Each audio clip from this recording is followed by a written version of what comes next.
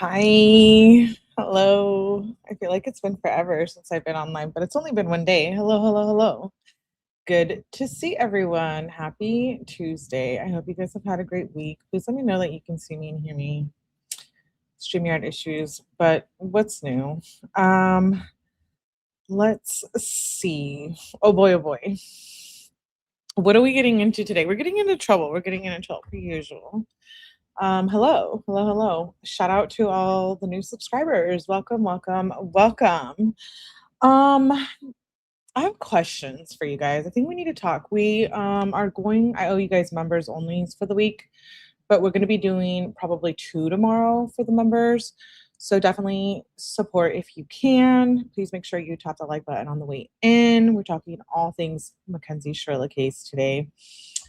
I've been reviewing a lot of stuff, a lot of opinions, listening to a lot of different channels, reading comments, reading articles, deep diving.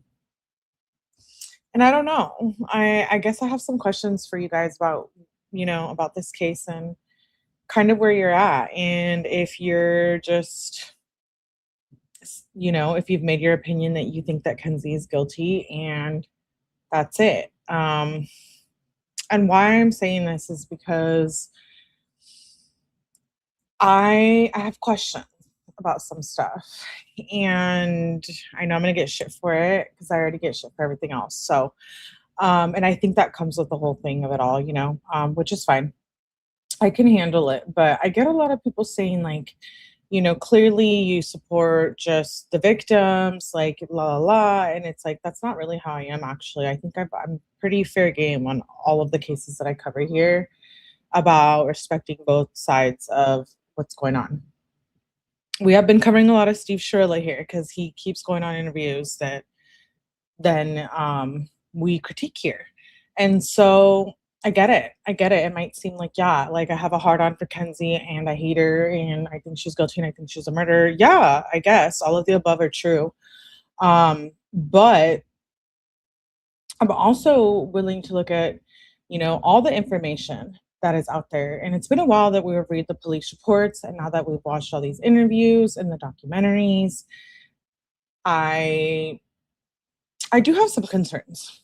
It's not to say that I think Kenzie is innocent, and I think she intentionally did cause this crash, but I guess some of the players in the case I'm questioning, and some stuff. So let's catch up on the agenda. So tomorrow we will be doing members only. We will be talking about psychics and some new stuff that might be a little bit upsetting to some.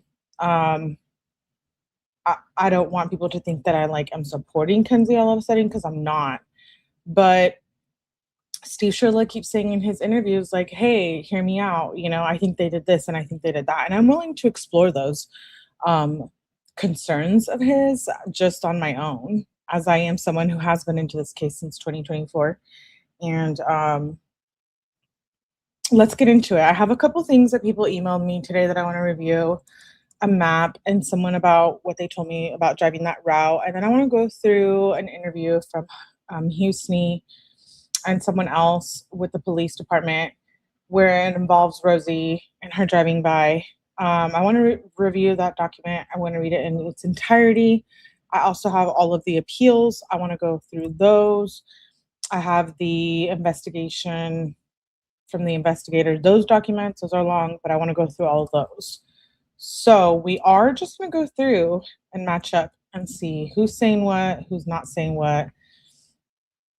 We've covered a lot of stuff on this channel, so most of us can tell, can recognize what we've seen before and what we haven't.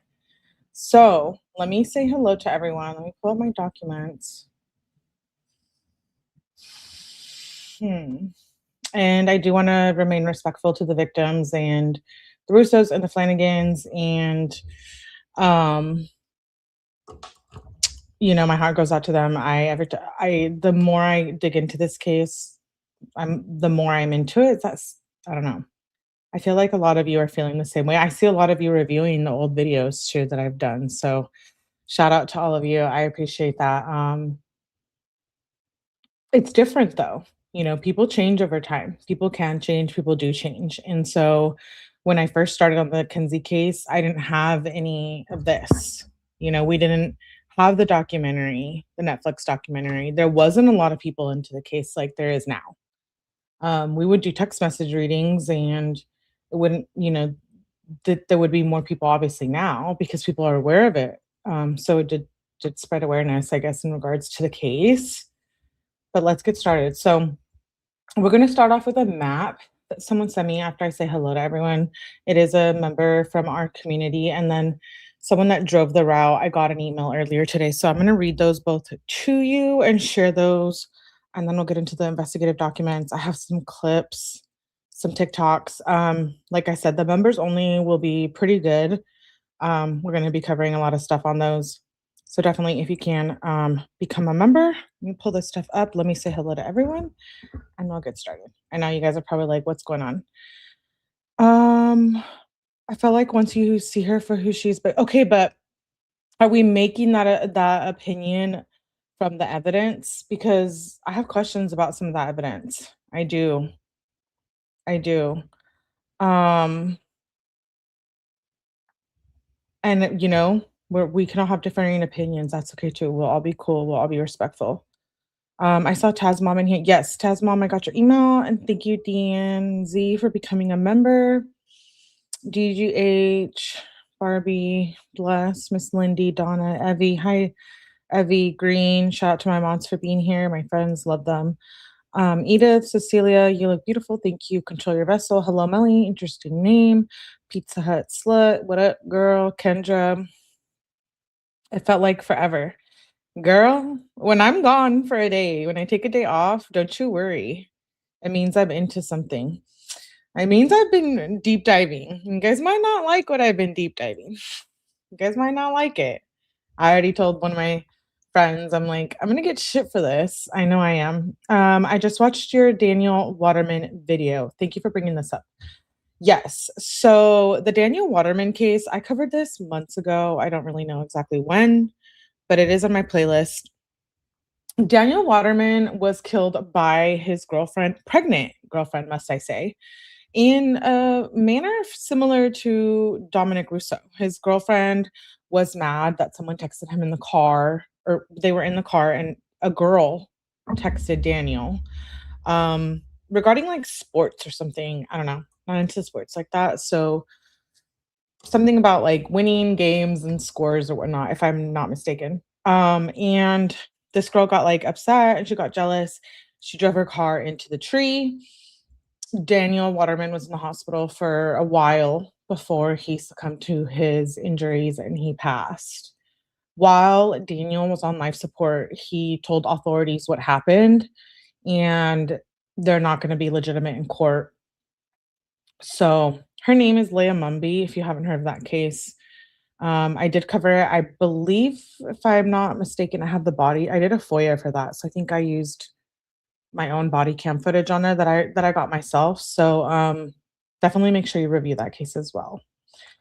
It's a little bit similar to Kenzie, although we don't have all the text messages and all of that, which I guess I'm open to pursuing now. Monica, thank you, Justin Scott, for becoming a member. Cool shirt. Thanks. New sub, and I love your channel. Thank you. Just joined. Psych. Okay, cool. Yeah, members only might get, you guys might not. Some people might be pissed off with the members only, but it is what it is. We are entitled to that. We're entitled to explore our opinions and our options and to talk about and discuss different possibilities as well. We're in the true crime community. So we've seen all kinds of shit go down. Even today, Carmelo Anthony with the verdict of guilty. Do you agree with that? Like, I'm curious. I never covered it, but I did once. I do find a problem with that case. I've been following the Anna Kepner case. We've been dig deep into the Mackenzie case, but we cover all cases. So at some point this week, we should be caught up. Let's see. Okay. So where am I going to start? I got an email from one of our members who drove the route. Is that where I was going with this? Yeah, I think I was.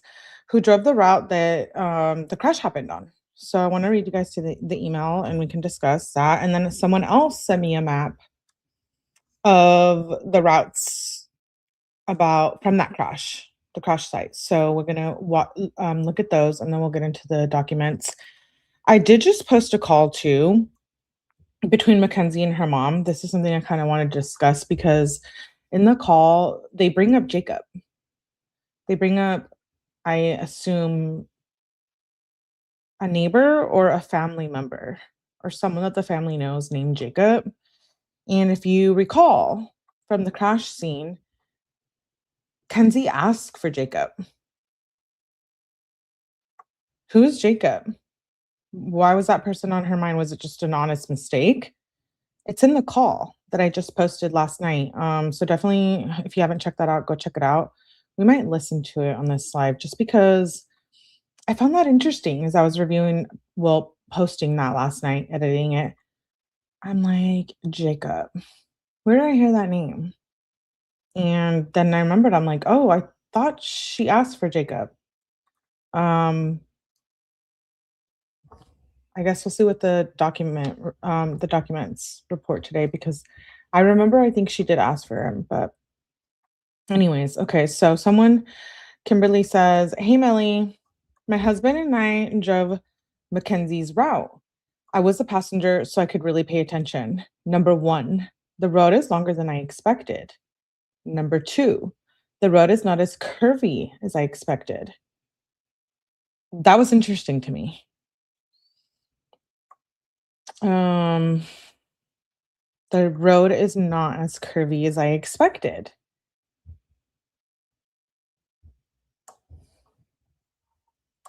That plays a factor, I guess, when you consider the brakes, the accelerator, the speed.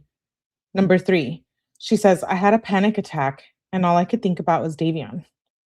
I couldn't imagine the terror both boys felt, but for some reason, I could only really feel Davion's presence."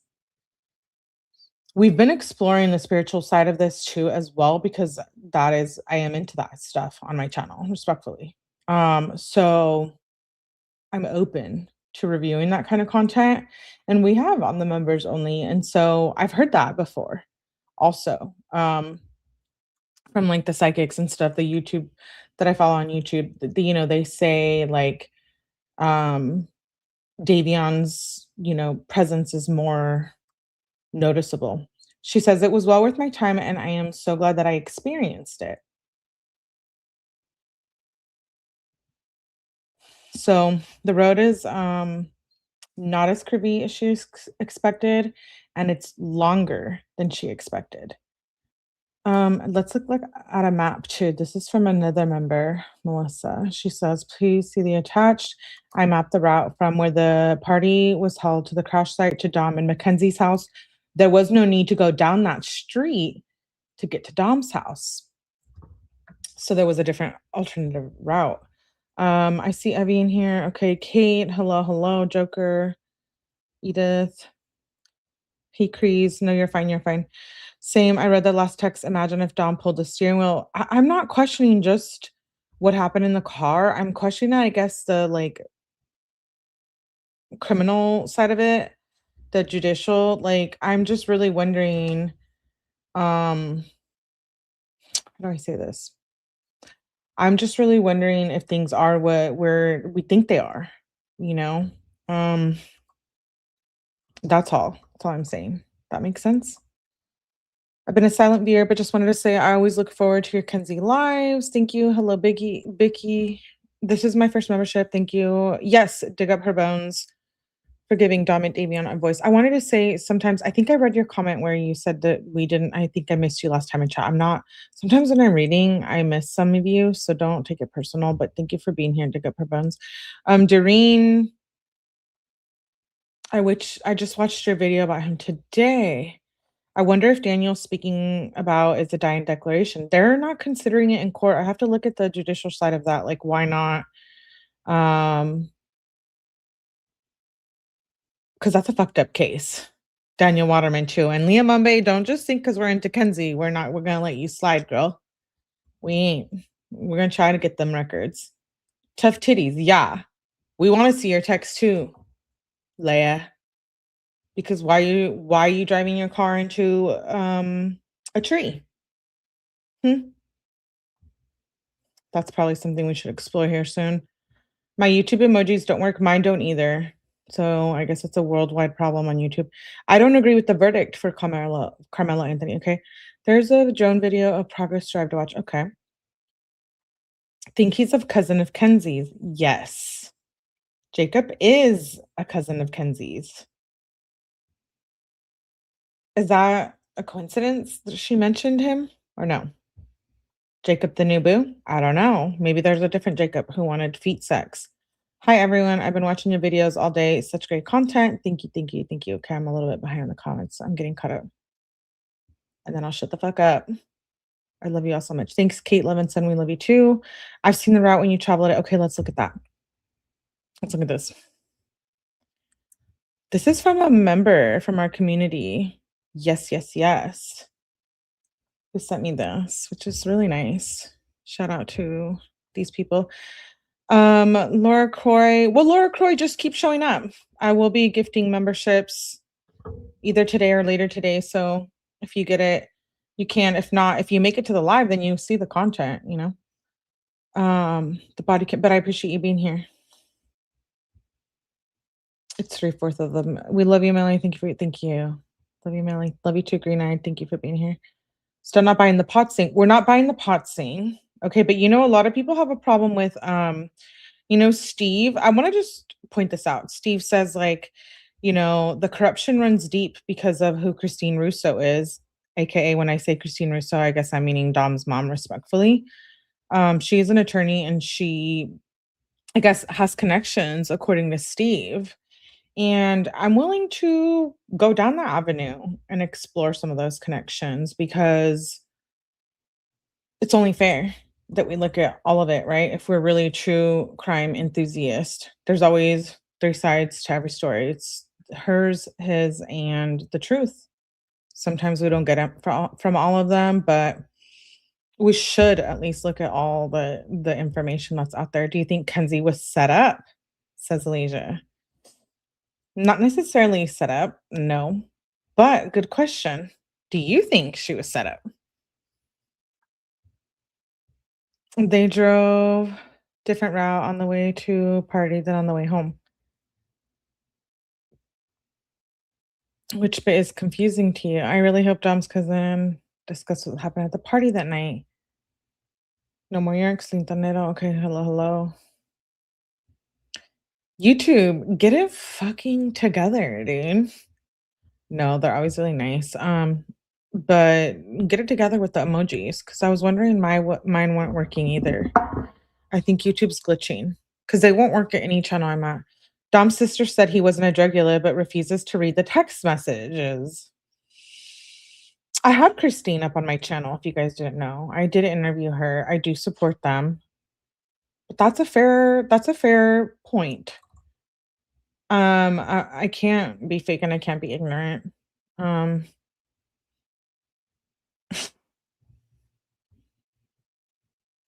Awkward. The road is long. The road is also longer. Gave M more time to get a range. I'm not a Kenzie simp. I don't. There are a lot of Kenzie simps. But that's not what I'm doing here. I just want to explore everything that Steve Shirilla gets a fair shot, even if we think he's a fucking clown sometimes. Respectfully, like he comes on here and gives these awful interviews, but I'm willing to hear him out. Like, wouldn't we want the same if it was us going through a situation like that? I think so. I think so. And Debbie Zozinski says, great job on the case. Two things can be true. Kenzie can be guilty, but there could be something sus with the investigators as well. Thank you, Debbie, for your super, and thank you for being open-minded. And respecting that, because a lot of people, they're like, no, you're a crazy bitch, Marlene. Like, that's not true. There's no way. We've seen it, dude. We've seen it. You're preaching to the choir here when you come and tell me, like, Who knows that Mackenzie Shirilla is toxic? We know. We've gone through the text messages. My mods, and there's some other of you that have been here. You have already listened to these like 2 or 3 times with me. That speaks a lot. We are invested. And sometimes the true crime community does have more say than some of us live and breathe some of these cases.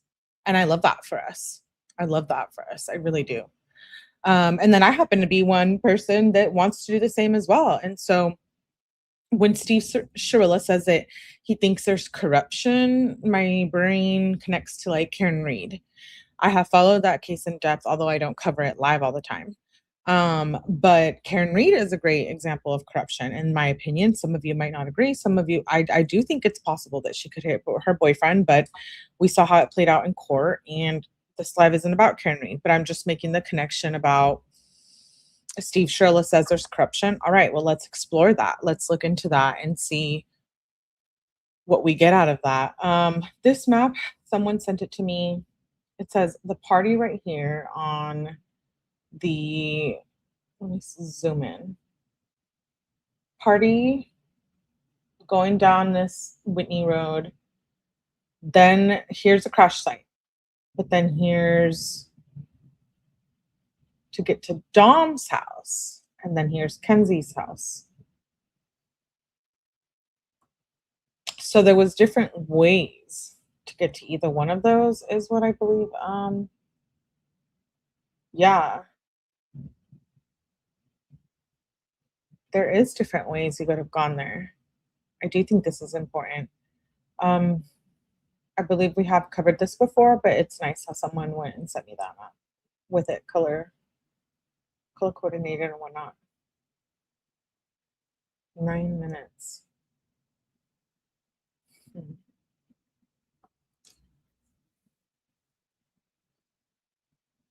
So you get to Dom's house first before you get to Kenzie's. But you could have gone a different route too. Or maybe not. I guess I'd have to see more of this map. But at least from the party, there is different routes you can go. You can go this way.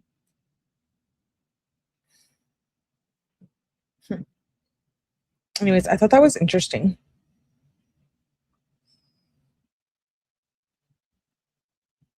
I understand how she feels though. She's grieving. Got it. Right? I'm having internet issues. Oh no, Abby. I agree though. Gotta explore X and Y variables and science means both sides of the fence. Yes. So true. I think she didn't intentionally, says Cree, but something deaf is sus about some of the things going on. Steve, he has much proof as the prosecution, but no specifics. We are going through everything with a fine tooth comb. Yeah. 5:30 a.m., no traffic, no need for shortcut. Okay, but we're going to read a document too that says Rosie was involved. I have questions, guys. I have questions. I do about all of this. What about Dom and Davion? They're not getting a fair shot. I think, like, in a spiritual sense, if Dom and Davion didn't want us to be covering this case and it to be put out in the public, it wouldn't be.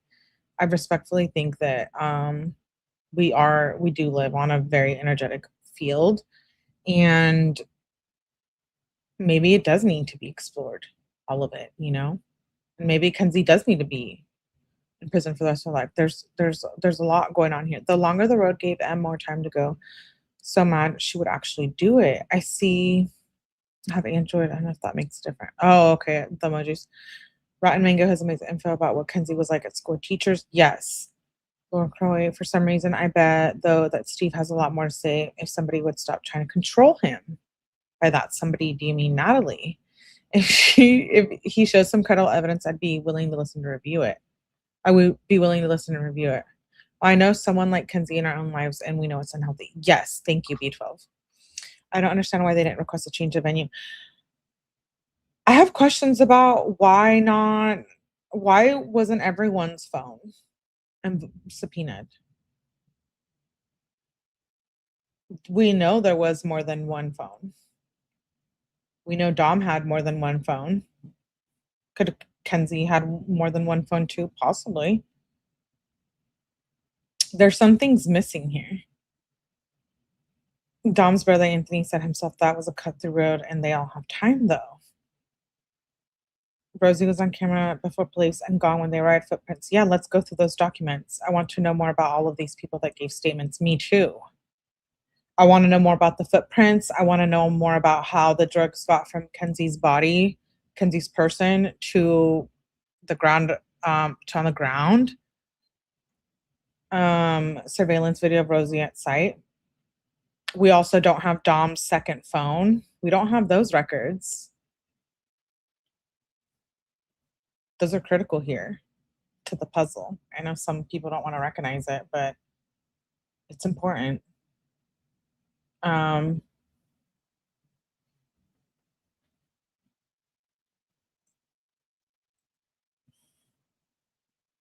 Mods, premeditated could be 10 seconds before pressing the accelerator. I appreciate you being in truth and what is appropriate to cover and not melly. It definitely matters when it comes to the energy we create and put out into the world. Definitely. Thank you, Beethoven. Debbie says, I feel all those people had an extra grind with Kenzie and didn't like her. Could that have? People don't like her. We feel one type of way when we read the text messages, right? But that's just one side, respectfully. And those instances where Kenzie was driving and they threatened to drive the car or crash the car. There was 2 instances where Dom was driving once, Kenzie was driving once. Do we know what the truth is? Do we know? What is it that we're hearing by? Okay, so we're hearing the testimony from other witnesses. So I have questions. Where's the proof in that? Like, Kenzie saying, oh, Dom tried to crash the car, but Hench is saying that he heard Kenzie saying she wants to crash the car. And then there's another instance where like Dom was saying he wants to crash the car. And I'm just wondering where we're getting all of our facts from. And if it's hearsay, then it's hearsay. For me, the rat became a back burner piece when Dom's brother told police they all use a rat often. And it would be hard to prove she took that route with intent. Exactly.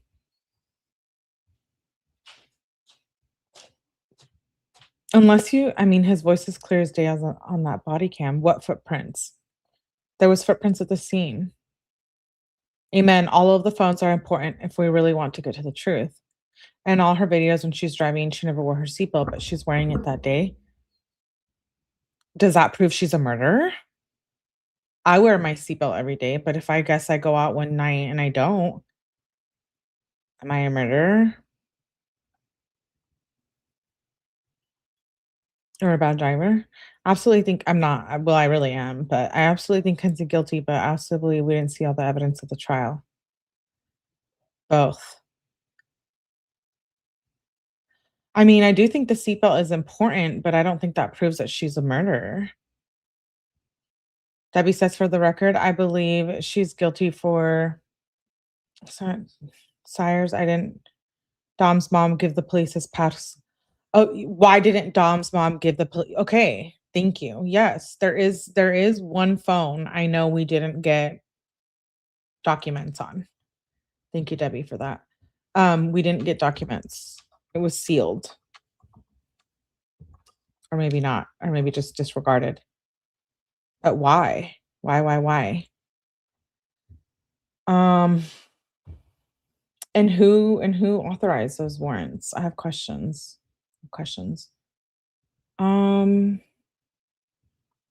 Let's get into this. Okay, I've shared this before, but before I move on with the witness police investigative documents, this is when Kenzie went and got her license, because I have mentioned it before that she went and got her license after the crash. And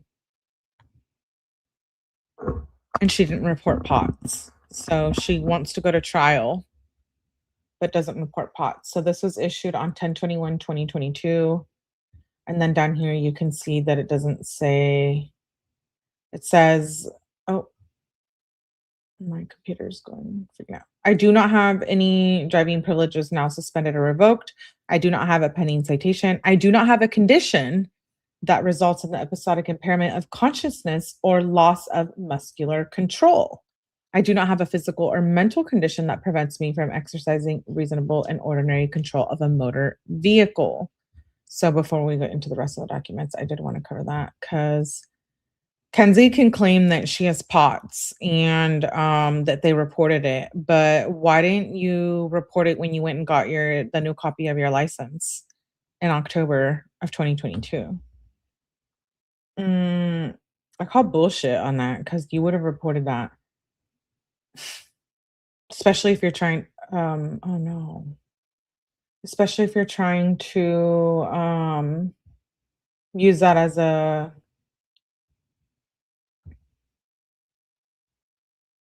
defense.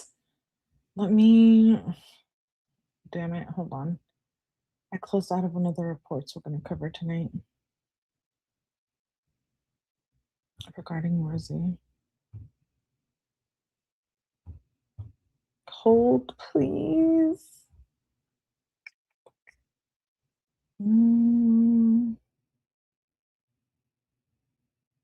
Wait, where is Rosie's folder?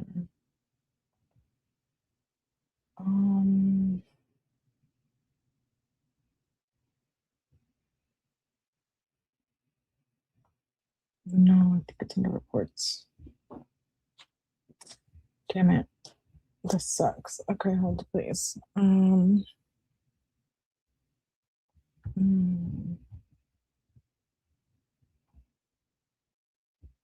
had one of the reports pulled up for Rosie that I wanted to go through and I closed out of it on accident.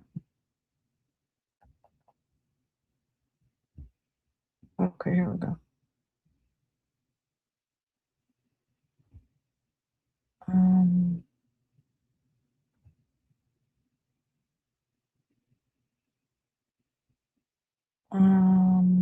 Okay, here we go. Yeah. This is what I wanted.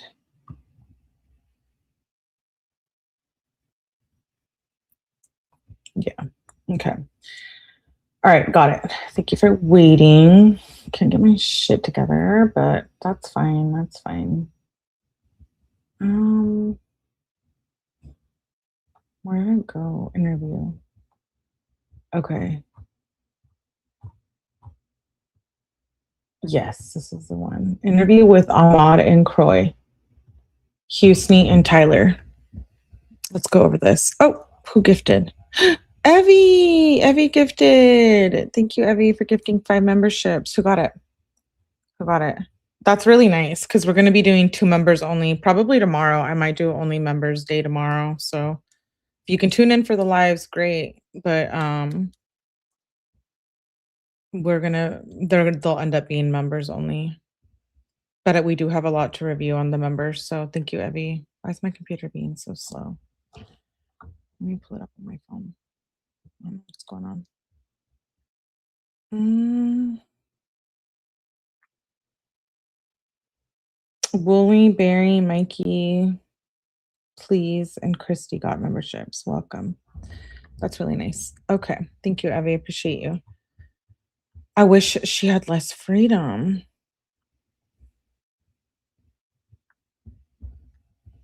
Okay. Let's get into this. So, interview Houston Tyler, August 11th, 2022. I believe at this time Kenzie was in the hospital. She gets to have makeup and gel. I know. Dubs, I'm paraplegic and I don't have to claim it's a condition that prevents me from my safety operating because I proved otherwise on the driving test. Oh. Hey, Lakeside. Can be. Okay. It would take just 5 minutes and talk to Pumpkin. You see how good of a person Princess is. She just needed a moment of fun. If this was an accident, you'd think someone would still feel guilty, but we were talking about Mackenzie here. Okay, let's get into this. Ready? Buckle down, because we're going through this with we're going through all of it.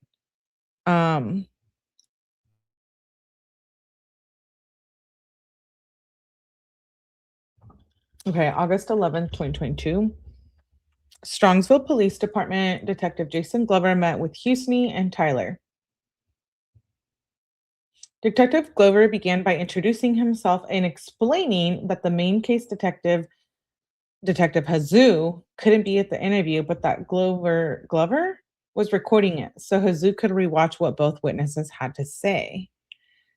Glover began by asking both witnesses how they knew the victims, Mackenzie Shirilla, Dominic, and Davion. Croy stated that he has known Flanagan since they went to middle school together, but said that they didn't become close friends until this year. Houston stated that he knew Flanagan when Flanagan worked for him at Chipotle. These are all public documents, by the way. Eat your heart out, go and get them. Public information. Um, Houston stated that he knew Flanagan when Davion worked for him at Chipotle, along with Croy. Houston stated that he last hung out with Russo over the winter and that they kind of lost touch recently because Houston was not about the lifestyle, parentheses, quote unquote, the lifestyle.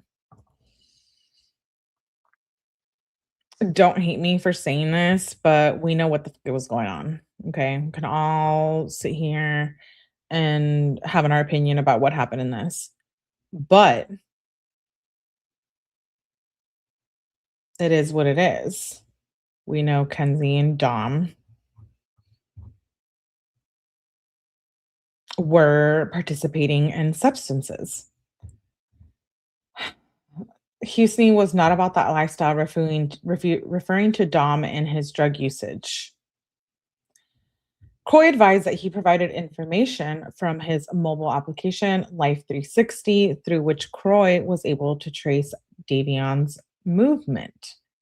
Additionally, Croy stated that he and his family was on vacation in Colorado, during which time he was texting with Flanagan about a picture of the mountains in Colorado.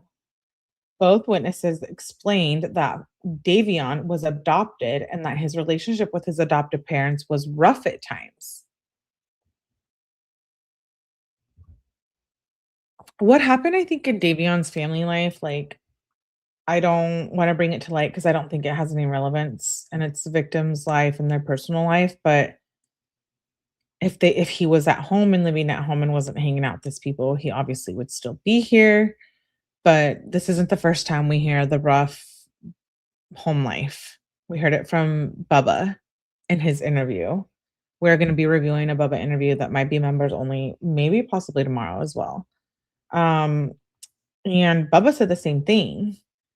The witnesses stated that Davion stayed with Bubba Landon for a few weeks in March, then stayed with a male identified as Carl for a short time of period, but eventually moved in with Dom. Croy stated that he knew Davion to battle with depression issues and even take medication for depression. Both witnesses stated that they never heard Flanagan speak of suicide.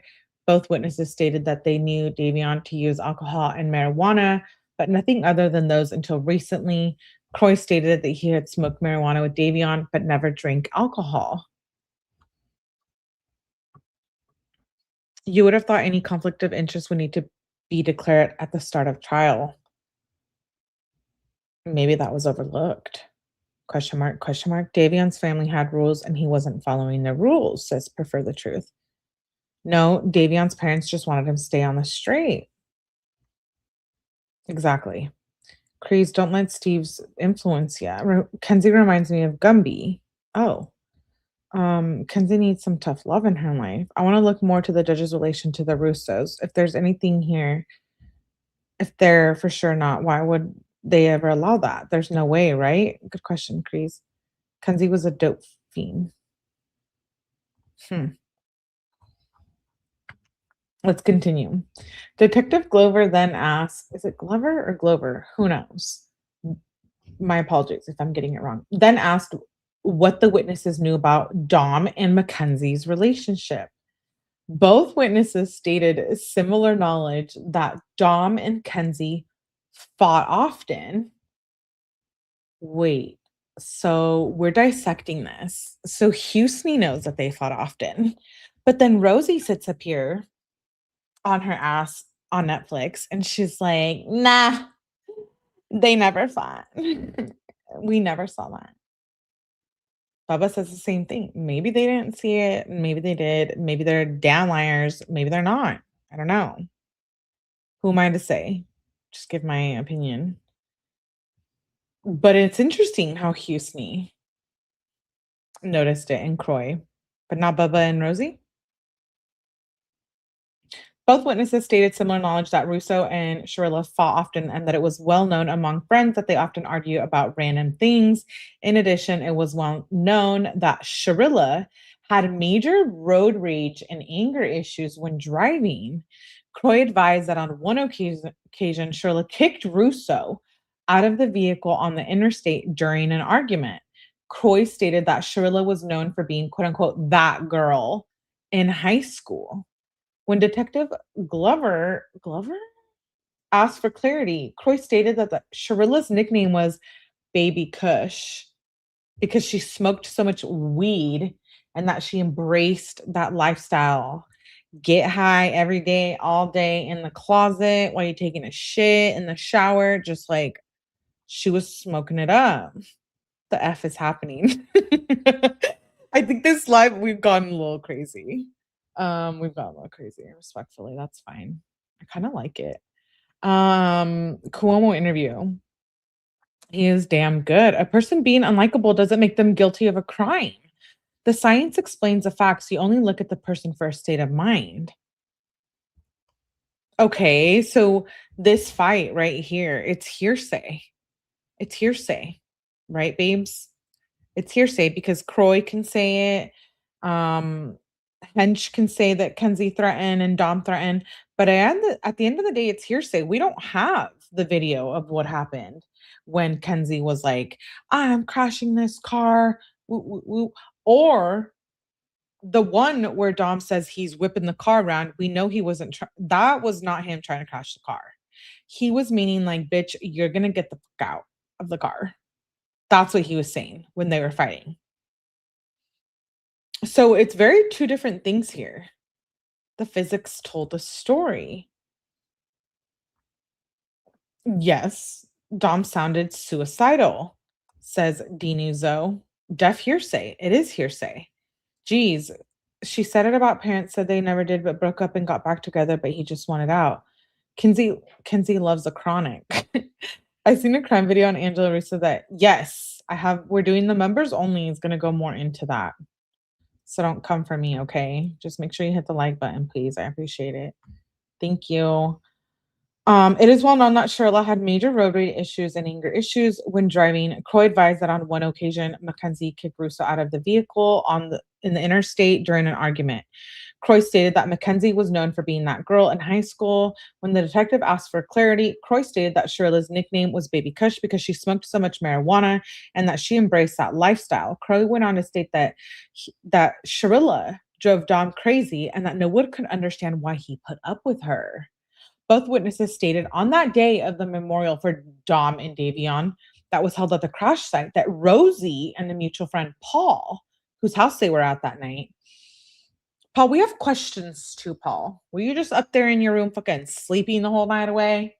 Or were you fucked up? A mutual friend, Paul, were in the vehicle with Croy. Croy stated that Rosie told him that on the night of the crash, she, Rosie, Paul, Landon, Bubba, Mackenzie, Dom, and Davion were all tripping. I'm flipping my hair.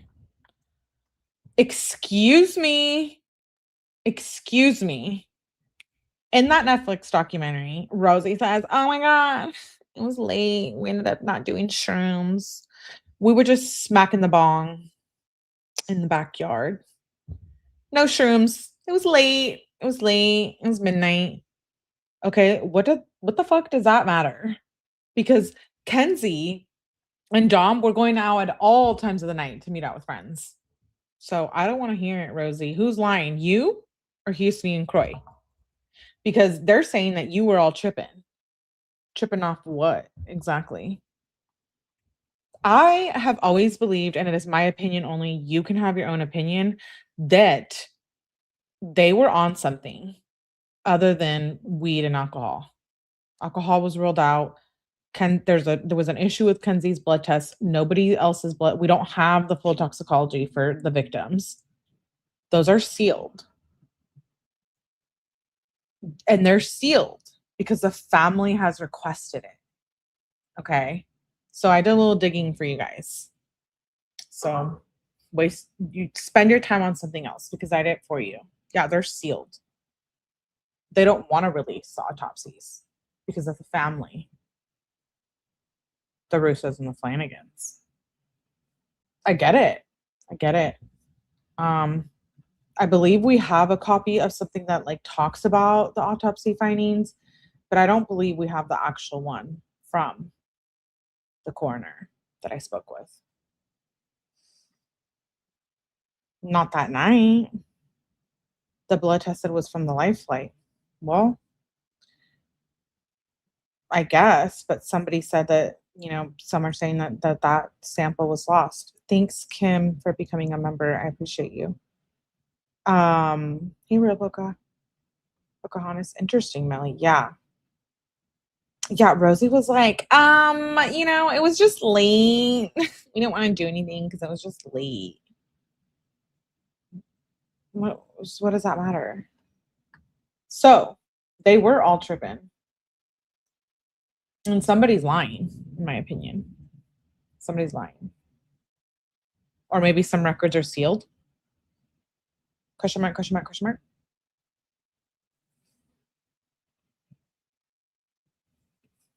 Because do we believe that they were just coloring and watching, what was it, shark documentaries? Don't blame the drugs. The drugs were not driving the car, says Lintonero. Shrooms leave the body in 24 hours. I thought they can only have say with minors. How can they not let us see the autopsy? No, we don't. We don't have it. The report is not. I contacted them. I spoke with them. They're not releasing it. Put the car in jail. Oh, yeah, I have that. I do. Hold on. I have something for you guys you'll like. Before we back and forth or Snapchat. She'd make cute little TikTok videos like of her trying on outfits. She would come to school with like a purse instead of a bag, which I thought was really cute. I got along with her well because I'm like, you're cute. She's like, you're cute. And I'm like, okay, we get along so well. You're cute. We're cute. I've never done shrooms. For educational purposes, for my own life, we can talk about this on another live. There's a video showing the evidence logs. Okay, let's continue this. They were all tripping or high. Croy stated that at the time he believed Rosie to be referring to them being high, tripping on acid. Yeah, you're cute. No, you're cute. You're cute. We're cute. I'm definitely making an emoji tonight. Cringe. No, that's like my new thing. If you're not cute, don't fucking come here, okay? Just kidding. We're all cute. Mm-hmm. No, you're cute, Asini. Okay, you're cute. You're cute too. Okay, I don't believe Rosie had no idea about the crush that morning. Really, Rebecca? Cutest. Rosie should have been subpoenaed. Mellyverse, you're cute. Exactly. The drugs in her purse were Dom's. Her broke ass had no money to buy anything. Thank you. I do want to review that video today as well. So let's see. Remember, this isn't the first time we're hearing that they wanted acid either, you guys. You guys, remember. I know sometimes we can't remember everything with everything going on in our lives. Smoking, I get it. It's a lot. It's a lot. We have that brain, but the brain is very powerful too. I know that some of us do remember everything. And this isn't the first time we heard that they were seeking out substances other than shrooms. Peep the nails too. Do you love? Are you horny? Yes, you are. Yes, you are. Okay. Very like aesthetic, what I like here on my channel. Rosie, I believe she knows a lot more. Yes, she does. Nail models. I am the real nail model. not Kenzie. Me. I am. Okay, so they were tripping on acid. We've heard that before, right? That they wanted acid. Croy stated that he knew Davion to dabble in acid in the past. Investigators know. Shirilla was found to have 8.1 grams of psilocybin mushrooms in her possession. Additionally, investigators identified text messages between Rosie and Mackenzie discussing them wanting to trip on shrooms and how much each person wanted to purchase from Dom through Mackenzie on the night of the fatal motor vehicle accident. Croy went on to state that Rosie told him that she drove home safely that night. What time did Rosie go home at? I want to know what time the police have documented that she drove home at, because they left at what, like 5 in the morning? The crash happened at 5:36. Something around there, amongst that time frame. What time did Rosie drive home? What time did Rosie drive home? And why are they all leaving so early? I've done that before, don't get me wrong. I've woke up drunk at parties and I like end up leaving early in the morning. But it's usually because I have like work or we have other plans or my dad's pissed off or boyfriends or something of the sort, you know. I don't know, it's been a long time. But I'm curious, why is everyone going back home early at 5 a.m.? Because maybe people were fighting? Question mark, question mark. According to Croy, Rosie told him that she dropped Bubba off at home and then drove home herself. In doing so, she drove past the crash site at 6 a.m. I cannot ignore this.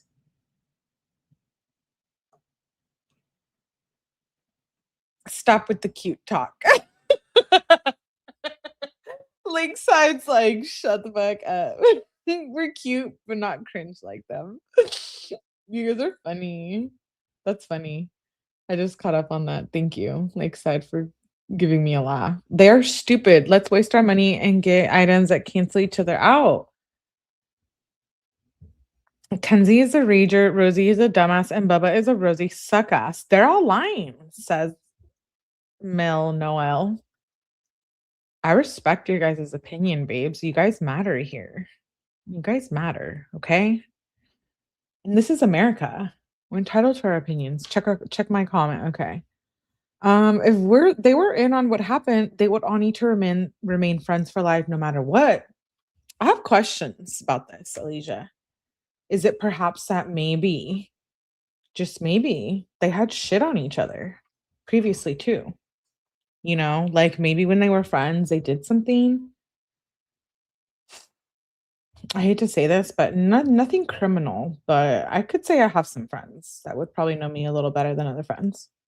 Winky, you know, back from college days, high school days. Um, Someone in the interview said they all do that. They get up early and just leave. It was Bubba. Maybe Rosie was at the crash site and tried to pull her out of the passenger side, and that is why she was found in the position she was found.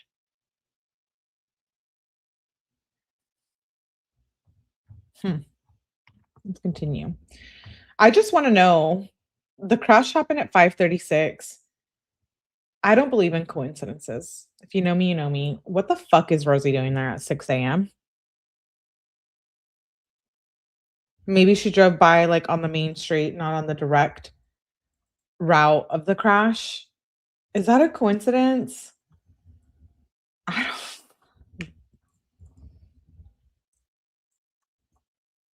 What do you think? Exactly. They have to be friendly with each other, or maybe they have to be friendly with each other because it involves one's family members. I don't know. Anything is possible. We're in 2026. Come on. Be for real. Be all the way for real. She saw it and didn't call 911.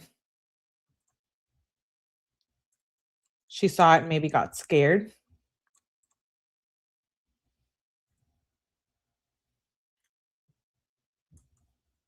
I'm sorry, I can't get past this. If Kenzie does get her appeal approved, I hope this is brought up by her defense team, because what the fuck?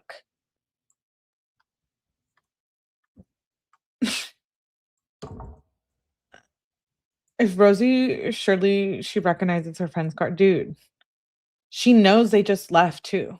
Although her story doesn't add up. She knows that they just left Paul's house.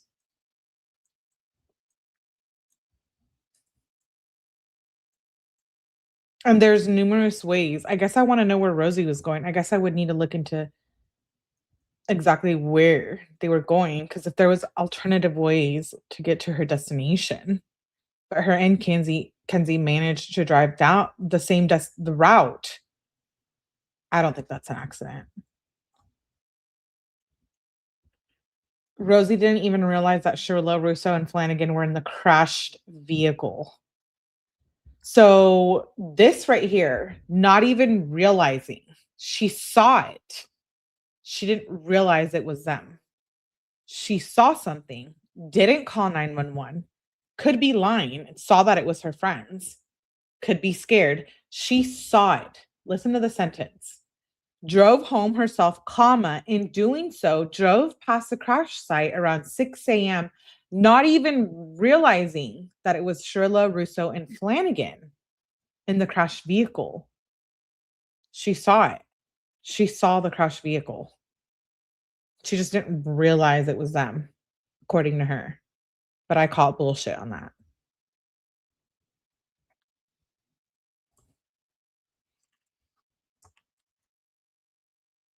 Does that matter? Yeah, I think it fucking does.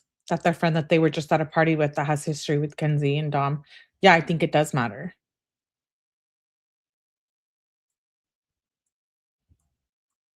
Yep, she was scared of who cares about the boys. Have fun living with that Rosie. Well, that's a whole nother thing too. I wouldn't if I was her. If I was Rosie, I'd come clean. And whose words are we? Well, that's the thing too. Is okay. So this is my other concern is this is coming from Houston and Croy, right? Okay, fine, fair. It's hearsay. It's hearsay. Maybe Rosie told Croy or Houston that, and they're telling the police that. Fine, fair game. It's hearsay. At the end of the day, do we have that text messages between Houston and Rosie? We haven't seen them. So question mark, where the fuck are they? Because they have the report from the police, but where's the text messages? But then it's fair game to say that the incident on the highway is hearsay because we're hearing it from Hench and we don't have a video of that and we don't have proof of that. The only text messages that we do is Kenzie texting Miss Russo saying that Dom just tried to kill her. So if we're going to get technical about who's reliable on what, then I call fair game on it's all hearsay. Or no? Am I wrong? Am I wrong?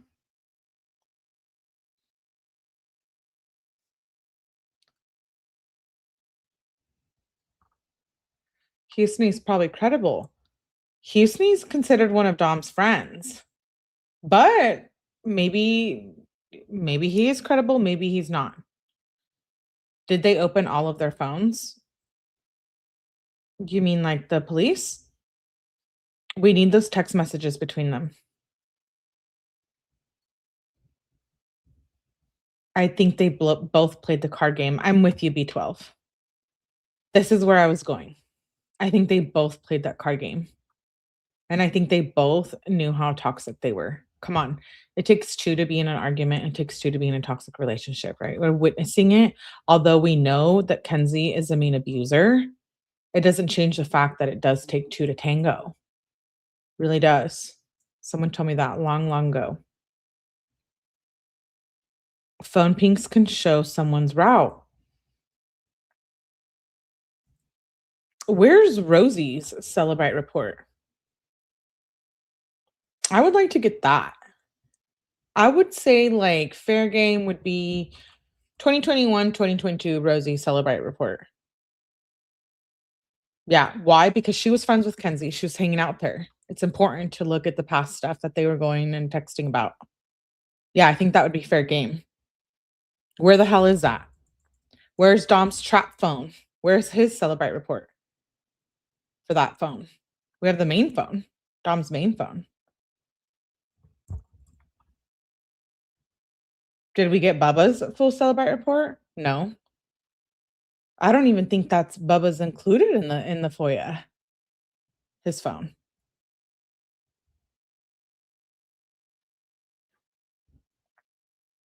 Hearsay's like the telephone game.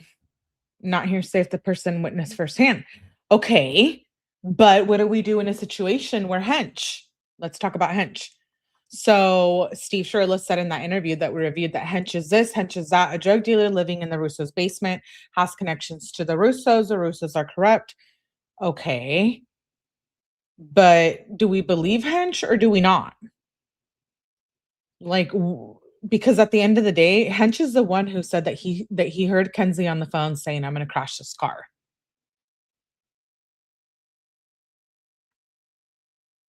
Do you see where I'm coming from here? Like, I hope that those of you who get it, get it.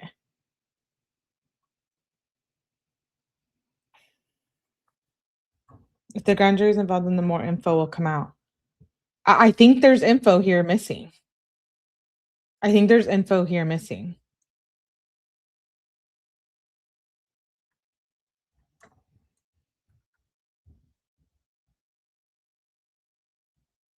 Dom's phones are registered under his mom's law firm. If you listen to the first cop interview with Anthony, you'll hear her refuse to. Yes, I have found that there are some records that are sealed in this case, and some are not accessible. And I think those should all be accessible. But whose texts do they have? I haven't seen Natalie's. Exactly. We haven't seen all of Bubba's. We haven't seen all of Rosie's. We haven't seen all of Natalie's. We saw only a portion of Steve Shirilla's and Kenzie's. Warm milk, foot rubs. There's something else going on here. And if you dig and if you go deep down the rabbit hole, and which we are doing, and I did it for you, so you guys don't have to tomorrow on the members only.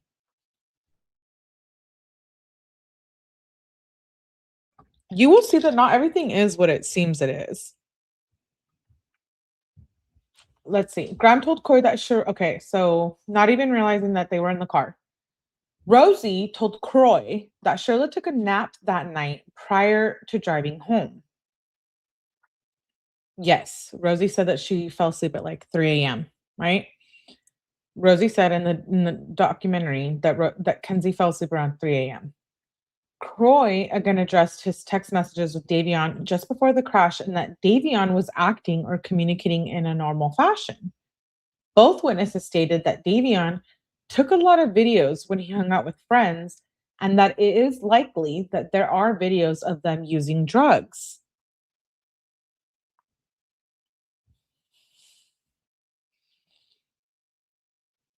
Dom and Davion's FOIA record folder is rather small. There's more there. There's more there. And why aren't we able to see all of that? You would think that Davion's records up until a year, maybe before the crash, because if he was having problems with his family and or participating in behaviors that are, considered criminal, then you would think that they would have those. Both witnesses stated that Flanagan took a lot of videos when he hung out with friends. There's more videos. Croy went on to state that Davion told Croy via text messages that night that Davion was tripping.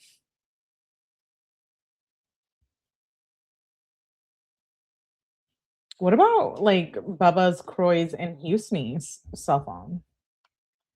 These are probably things that would have come into play if Kenzie would have had a jury trial. Question mark, question mark? I've been binge watching Melly cover the text messages with Dom and Kenzie the past 2 weeks. Thank you, Princess.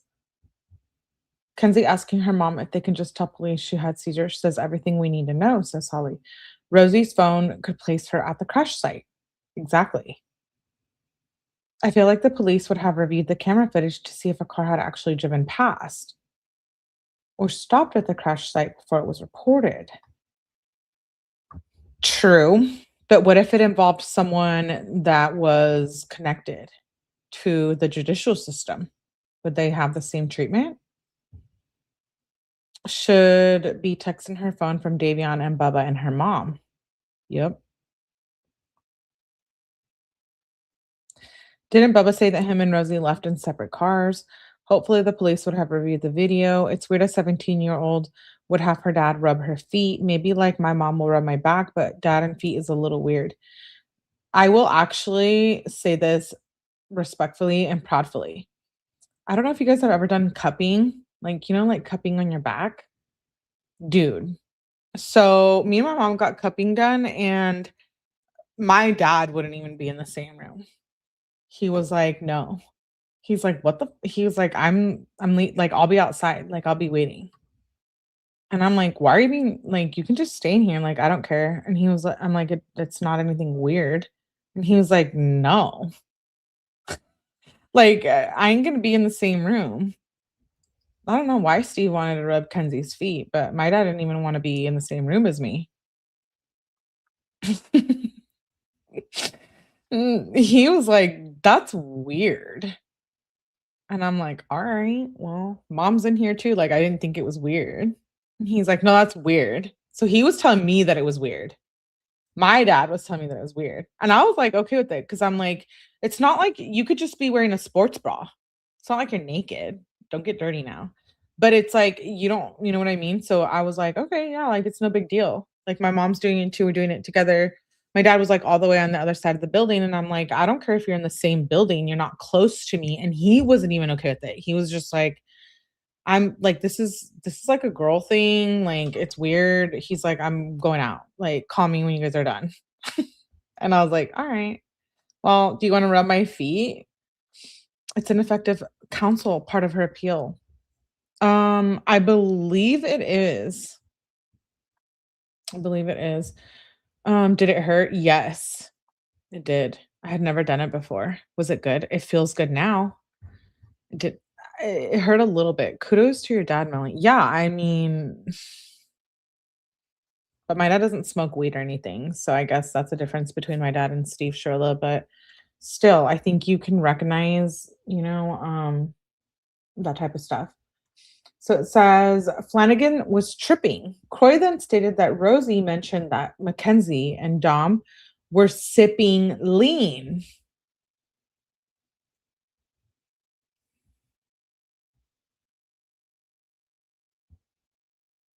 How long is lean in your system for? Let's look it up. I think I looked it up, but I forgot. How So the main ingredient in lean is promethazine. 2 to 4 days. The average elimination half-life of 10 to 19 hours, meaning it takes about 10 to 19 hours for your body to reduce the drug concentration by half. However, detection times in drug screenings vary significantly depending on the type of the test used. Blood up to 24 hours, saliva. Oh, blood up to 24 hours. Saliva 1 to 2 days, urine 2 to 4 days, hair up to 90 days. So the lean probably wouldn't have been in her system.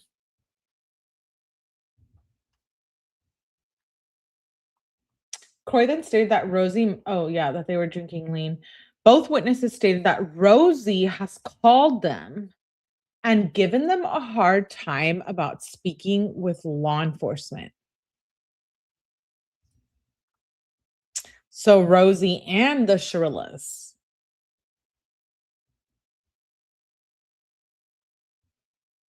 were giving people a hard time.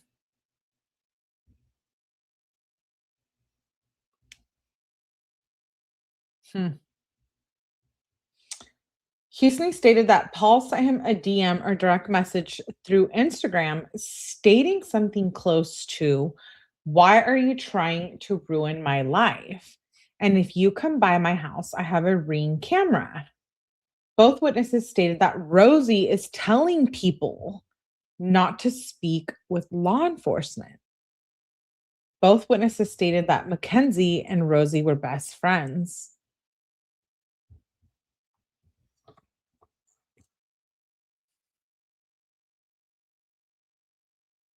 You're cute. We're cute. We're all cute. I got along with her well because I'm like, you're cute. She's like, you're cute. And I'm like, okay, we get along so well.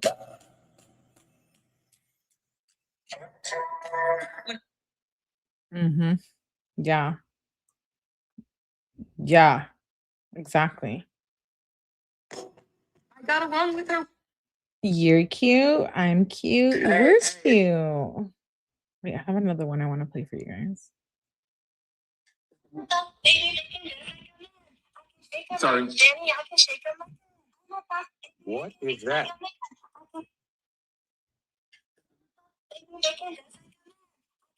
Sorry. What is that?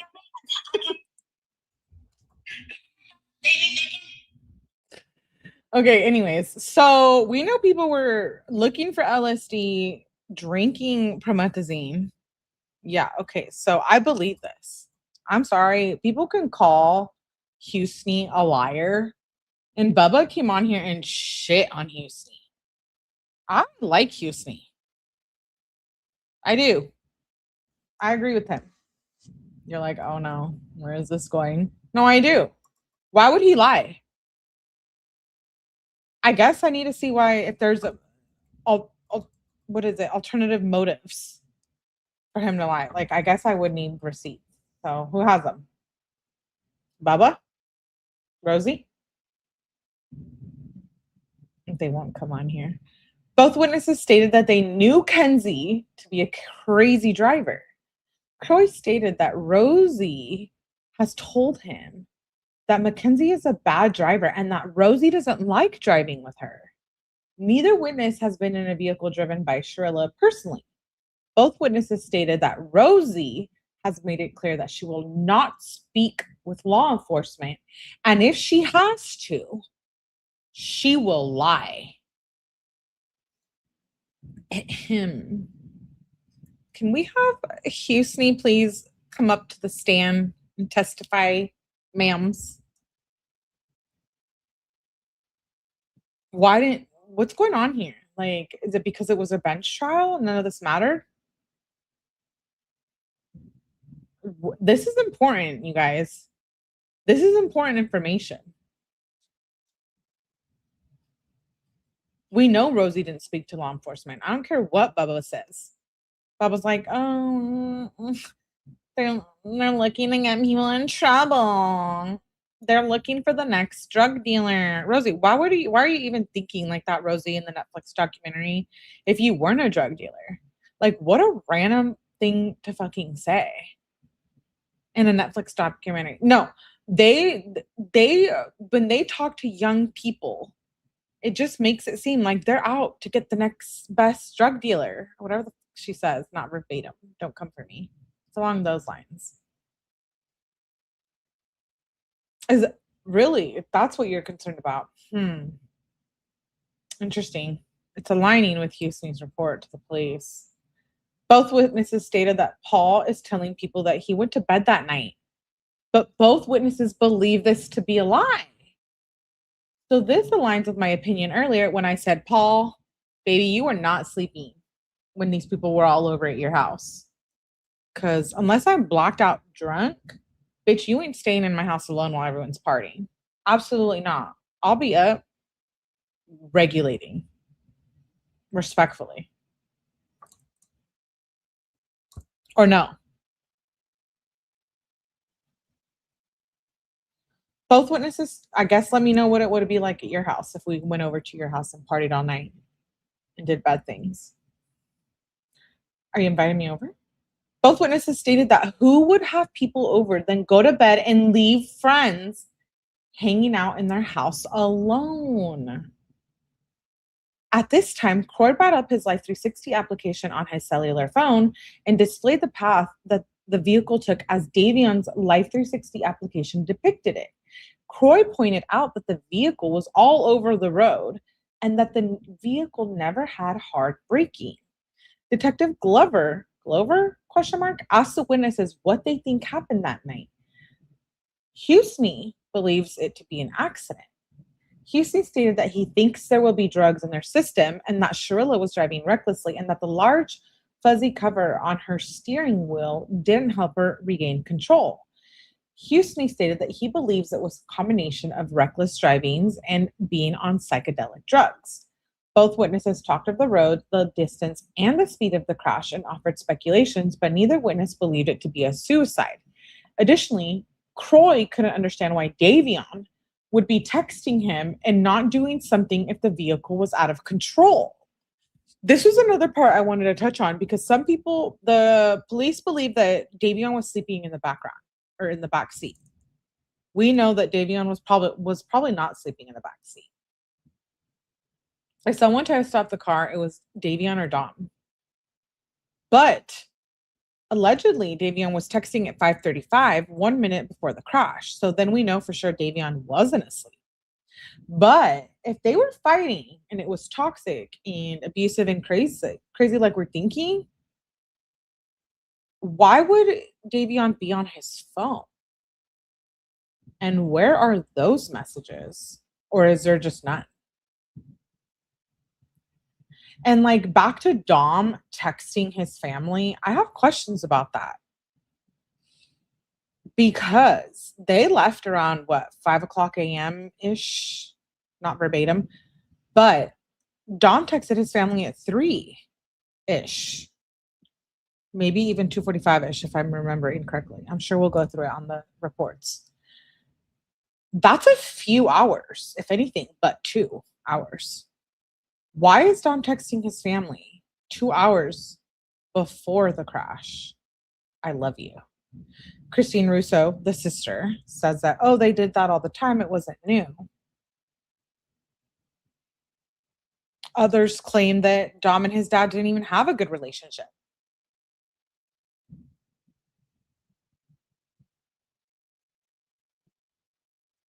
I'm really close to my parents, and I wouldn't be texting them at 2 or 3 a.m. And if I did, my dad probably knows that 1, I either need a lawyer, 2, it's an emergency. There's something going on. Like, I can tell him I love him all day long. But if I text him at 2 or 3 in the morning, it's a little different. Like, he'll trip out. He'll trip out respectfully. You know what I mean? Like, he will freak out. Because it's such a, I guess, not like a usual time that I would text him. Families are different. But did he text his dad 2 hours before the crash? Both witnesses say that they never hung out at the Russos, but did state that Russo was living which he rented in a house which he rented from his mother. Both witnesses stated that they knew Shirilla to stay at the house with Russo a majority of the time, and that indicated that she lived there. Coy remembered and stated that Rosie did tell him one time that Shirilla told her, Rosie, that if Russo broke up with her, she would commit suicide. Both witnesses seemed to chalk this up to teen girls and their emotions, and no one really took it seriously. Let's go back to what you guys are saying in the comments. And I'm behind. They're all liars and they're not cute, says Kim. Kim says, we're the cute ones, not them. Well, his phone rang. Is that Steve Ring's tone? Yes, it is. But now it's like a staple of our channel here. I believe it. Rosie and Bubba know way more. Anyone Bubba criticizes, I trust. Exactly, Lakeside. Sorry, Bubba, I would have you on respectfully and be nice, but like until you come up here and clear up some things, I don't know what to think. That's what I said earlier. Some of these friends wouldn't get in a car. Lean makes you tired and slow, doesn't it? Yeah. I mean, they were besties for a reason. They're still besties now, too. Were the two boys' phone destroyed from the crash? Dom's trap phone, Christine Russo had that sealed, which I also have questions about. You all should too. I think Croy was Dom's friend, yeah. But has a name for a reason. As much as Kenzie's not likable, I wouldn't put blame all on her. Dom could have pulled the wheel from what the black. Listen, you guys, we know that they were both unhinged. Right? It was a very bad relationship. We can sit up here and say that it was toxic all day long. It was far more than toxic. It was far more than toxic. I'm still convinced Rosie and Bubba got stuff out of the trunk. I'm still convinced that Rosie and Bubba had something to do with this. Not exactly the crash, but something of the sort. Even if phones are destroyed, you can get records from the phone company. Why can't we look into Dom's trap phone? We know he was selling weeds. Okay. Weeds. Weed. We know, we already ruled that out. Like, boom. Okay. We know that. It's been a thing. It's legal now. What else was there on that phone? And is that the same reason that Kenzie wanted to go in that house so bad? Dom's mom is an attorney and she has had some pull in this case. No matter what anyone says, respectfully, yeah. I think there's been some kind of just a situation involving like lawyers and attorneys and people who work for the system. And I don't know, I'm not part of it. I don't work for them. You know what I mean? Like I'm not any of that. I don't work law enforcement. I'm not a lawyer. I'm not an auditor. I'm not a county official. I'm not a mayor. But we know that when people do work within those organizations and positions that they are connected. Maybe that's what Kenzie wanted to go to. Yes, Dom's phone. She probably sealed it because it was his business phone. But why can't we see it? What is so bad in there? If it's just weed, selling weed. Dom was never cruel. That's facts. Green Eye, 1000%. Dom was never cruel. We can stand by that. We know Dom was a good boyfriend to Mackenzie. But I'm just questioning like why statements were taken and not considered. You know what I mean? That's all this could be any one of us. Just like the Karen Reed case, it could always be any one of us. DUIs, drinking and driving, family issues, domestic issues, financial issues, rug issues. You know what I mean? Like, I know it sounds shitty to say, but like we all know or have or know personally someone that, you know, has been in one of these situations if it hasn't been ourselves. Ms. Russo said that his second phone was in the house. That's how she got it. Yeah, but we were only able to see like some parts of the phone, not all of it. Let's continue with this. Both witnesses knew Dom to sell drugs, but stated that they never purchased from him nor observed him to sell to anyone. Both witnesses stated that Dom was always with Shirilla and that they were rarely apart. Both witnesses again stated that everyone knew that Shirilla was to be crazy. The witnesses continue to say that a large amount of people would just avoid Shirilla because of her behavior. Both witnesses also confirmed that it was normal for Shirilla to travel that route and that it was well known to cut through to avoid law enforcement.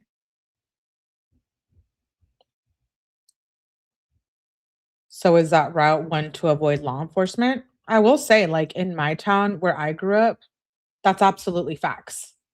1000%. There was areas you drove by and there's areas now as an adult that I drive by and I know where there's going to be a police officer or whatnot. I think that just happens when you live in a community for so long. But that map that we shared from a member of ours, Melissa, who says there was other alternative routes, but is this one they drove to get away from law enforcement? There was always routes in high school that we wouldn't drive by because we would all smoke. Like I know that there's like drugs for every whatever century or lifestyle or lifetime, different lifetimes. But like when I was in high school, that's what we were doing was like weed. I know my sister, when she was in high school, people were like snorting coke.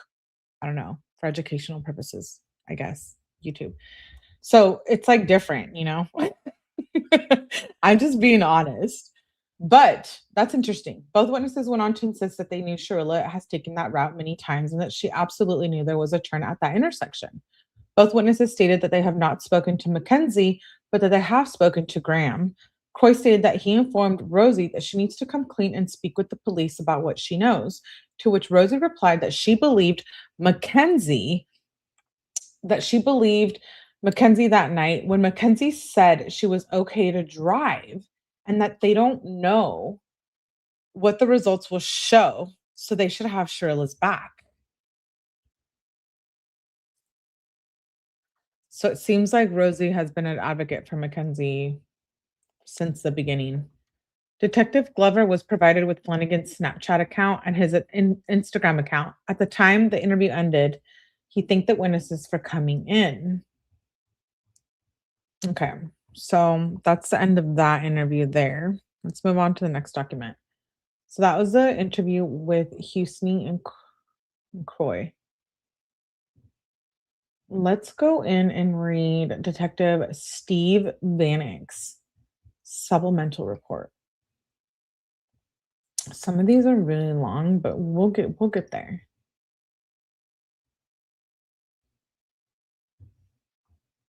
Oh, this is good. I have Rosie and Kenzie's text messages pulled up. Should probably review these again. Okay.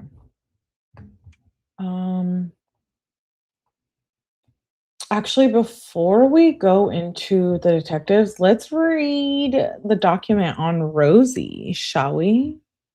October 10th of 2022. This is the Rosie Graham drug investigation report. Hold, please, while I'm pulling it up. Please make sure you guys are hitting the like button. Here we go.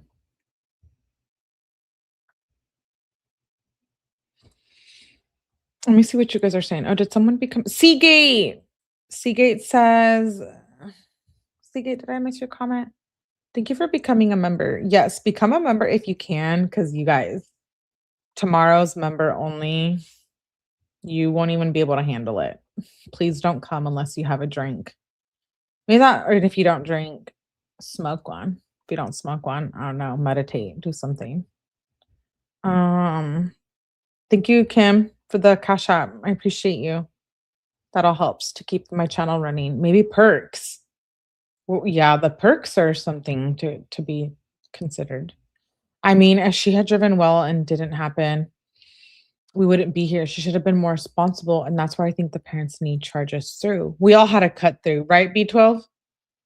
Hi, beautifully broken. Good to see you, love.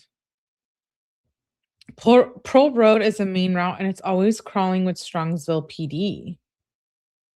I got lots of thoughts of Rosie's and a few questions. Yes, Kim. Okay, tell me what you think. Because I think Rosie, I get like that feeling. Like I'm a very spiritual person and I don't get nothing good off Rosie. Let me just tell you, stay far the fuck away from Rosie if you know her. I get very dark energy coming from Rosie, and maybe I'm wrong. Rosie, Melly, so is Rosie saying she didn't know what Mackenzie drug test was going? Yeah, she didn't know. They didn't know. Her taking that route in the past proved to me that she knows the road well. Rosie's another Makilla, and Bubba's in love with Makilla, and he rides way too hard for her, says Beautifully Broken. LSD is only able to detect in spinal tap. Okay, spinal tap is like what you do for fucking meningitis. No more yerks. And like, I think pregnancies, right? I believe when Dom and Davion passed, they had spinal tap. That's why the Russo didn't release the autopsy. Well, listen, I reached out to them to try to get it. And I was turned down saying that it was sealed. Per family's request. You're not wrong, Melly. Rosie's moves are off. She's not fooling me either. Well, if Mackenzie was sipping lean, we know why she was out of the couch. Why she was out on the couch. If you're too drugged out, bad trip, you're not going to want to be around people. Could it maybe have been that they were just tripping and then fighting? You know what I mean? Like, that is possible too, like, maybe they were all tripping, and they were all having a bad trip, and Kenzie and Dom were fighting, and everyone was fighting, and no one knew what was going on. Did they do hair testing? No, they did not. I called Rosie changing. She blends into whatever situation she's in, but she hides in the shadows. I agree, Kim. She's a dark soul. Thank you so much for looking at all of it. Oh, yeah. Thank you for being here, Starlet. No spinal tap during pregnancy. That's an amniotic test, big needle. Okay. I know it's for meningitis. I know they do spinal tap for meningitis because my cousin had to do that. Let's look that up. I'm curious because we are going to be reviewing some parts. I have some parts of the autopsy. Not the full report that I want, but yeah, it's to diagnose serious central nervous infections such as meningitis, evaluate autoimmune disorders like MS, and check for brain bleeding or administer medications. Oh, I would expect just the brain bleeding considering the impact of the car.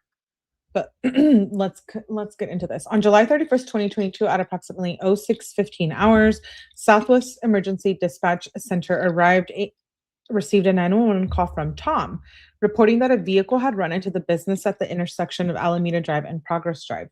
The caller did not stop and was no longer in the area at the time the call was made.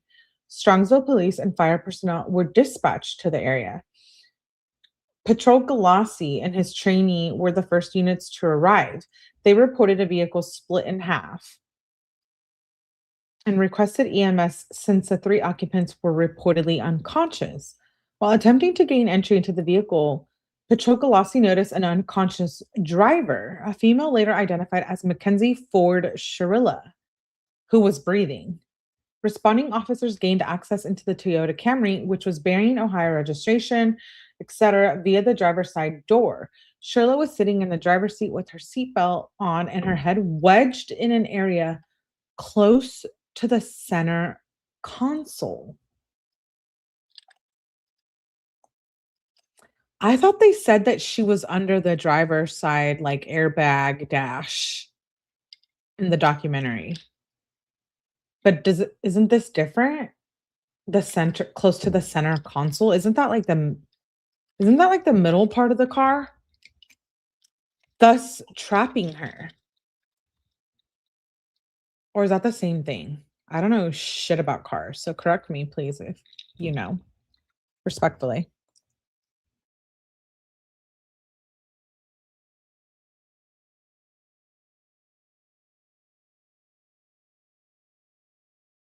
They did say under the dash, but now they're saying that she was wedged in the area close to the center console. Now let's look that up. Is the center dash of a Toyota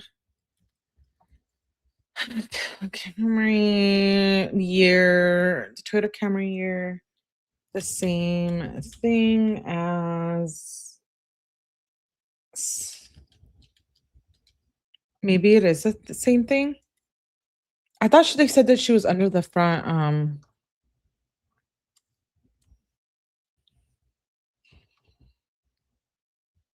they're different parts of the Toyota Camry's interior. While they sit next to each other and sometimes visually flow together, they serve different purposes, both of parts of the cabin directly below the windshield.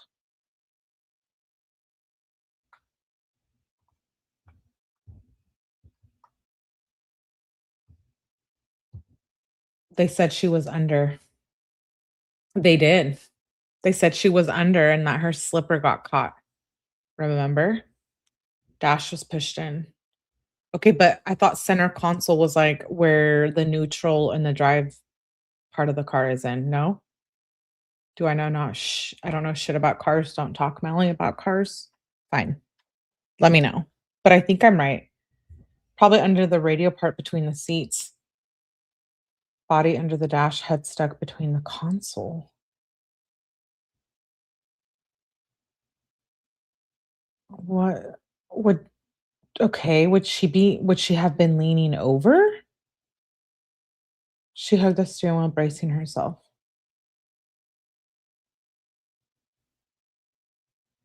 Would she have been leaning over to Dom's side when this happened?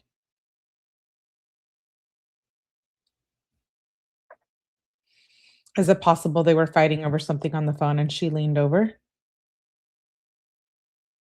And when she realized what was happening, she tried to move to the.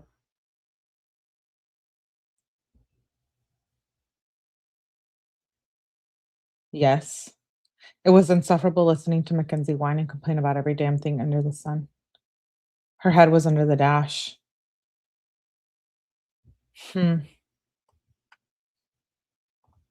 I guess I have questions about where exactly she was in the damn car because that would matter. Was she attacking Dom? Were they fighting? Was she slapping something out of his hand? Was he slapping something out of her hand? Did she lean over for some purpose? Was she the one who leaned over and it moved from neutral to drive? Was it the boys who tried to save themselves? Yes, leaning down and over, says Nicole.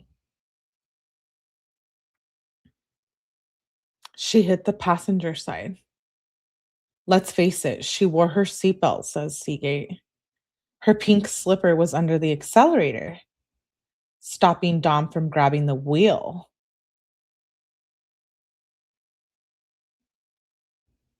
Why do I get the feeling like my spiritual side of me like gets the feeling that she was like slapping something out of his hand or her phone or something. I still think Dom played something on the laptop. Okay, I think me and Asani are on the same boat. I think there was something going on with one of the devices. And maybe it was a trap phone that we won't ever have the Celebrite report for. Yeah, let's look at those diagrams. I think I have them. So it says this Toyota was registered to Natalie Shirilla. Strongsville Fire Department personnel arrived shortly thereafter and mechanically extricated the two occupants who were still alive. They said that Dom and Davion died on the spot. That Dom wasn't even alive when they got there. But I'm confused. Two occupants who were still alive. Mackenzie and Davion? Because she did ask about Davion. And we all thought that was weird. We're like, why is she asking about Davion? Why is she asking about Davion and not her boyfriend, Dom?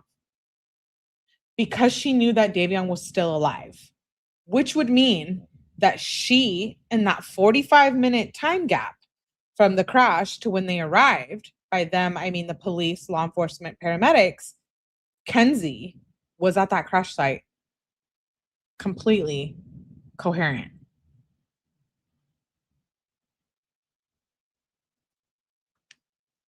But why does Davion's family say that he wasn't alive?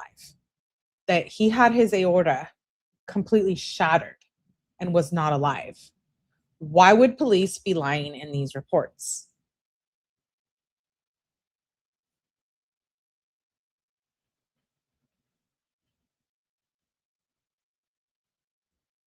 They thought Davion was alive at first.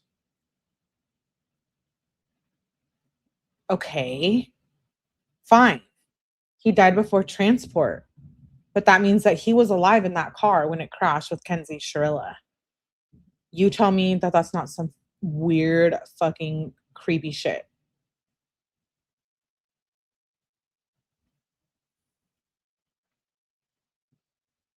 If you're into the spiritual side of all of this, that is something else to me. The fact that she was laying in the car conscious, because I do believe Kenzie was conscious and I do believe she remembers. That's just my opinion. And if she was laying in that car crash while Davion was taking his last breath, that is demonic to me. That is, and that's just my opinion. You don't have to agree, because that stems from my beliefs, so I respect that. And that not everybody's would be the same.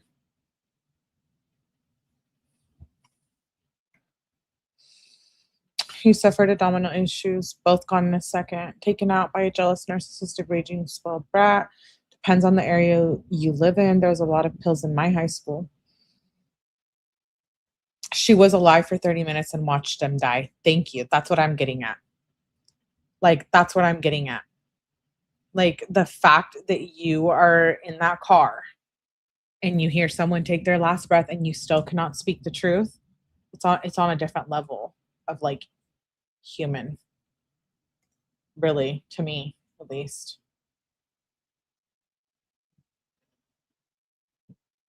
And we won't ever know, right?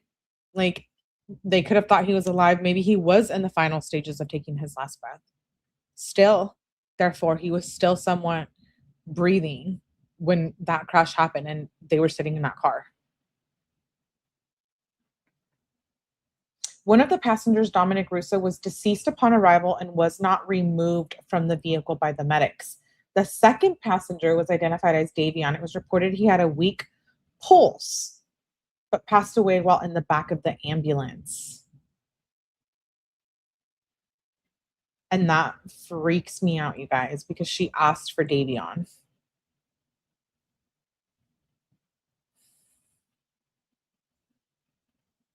Did Kenzie have a conversation with Davion before he fully left Earth?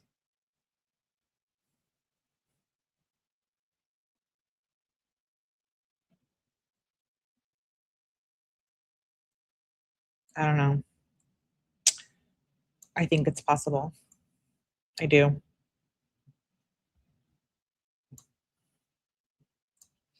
Police are not allowed to remove anyone from a car crash at that level. So why did Davion's parents say he died instantly in that car? Because Davion could tell on her. Exactly. Thank you, beautifully broken.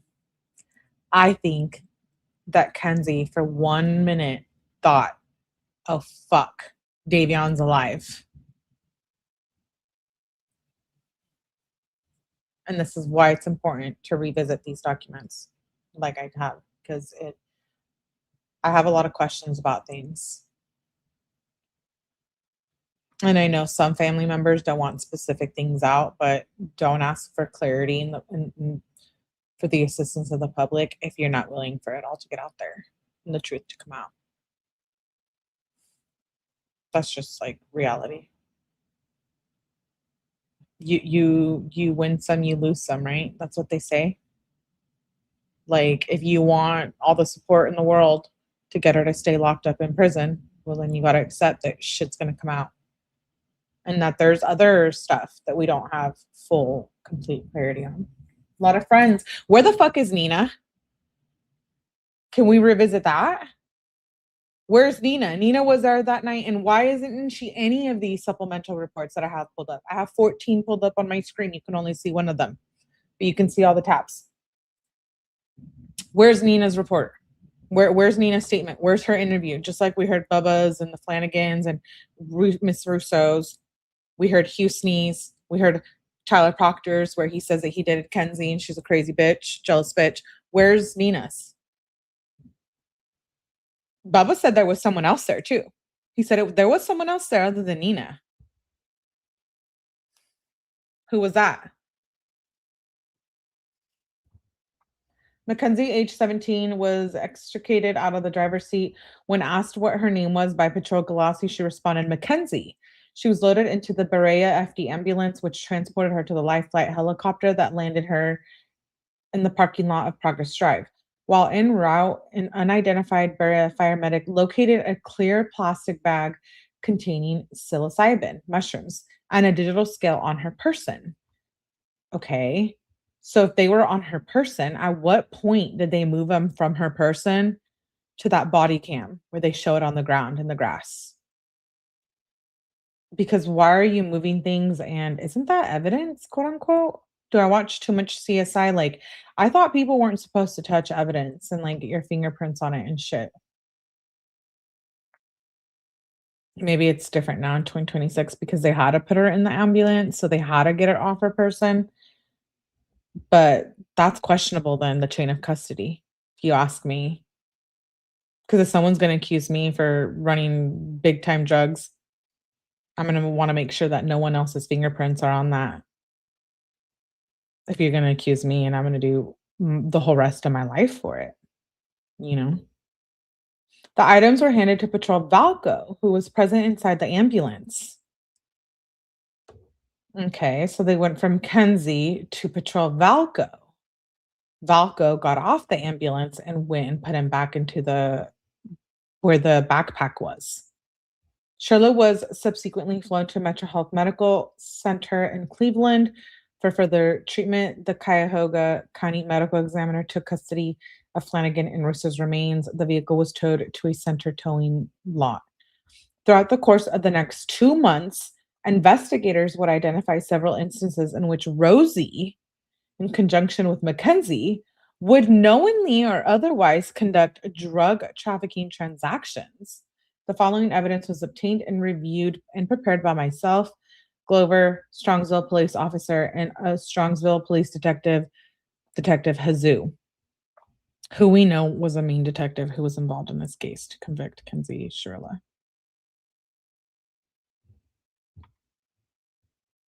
That's how she got mad when she woke up and Dom wasn't near her. They wear gloves, babe. Well, let's hope so. Did we see gloves in the body cam? I have it pulled up, so we should review it. I have a feeling there are a few people who were at the party not coming forward. There are. Nina. Nina was there. Nina was there. I don't know what time Nina left. We don't know what time Nina left.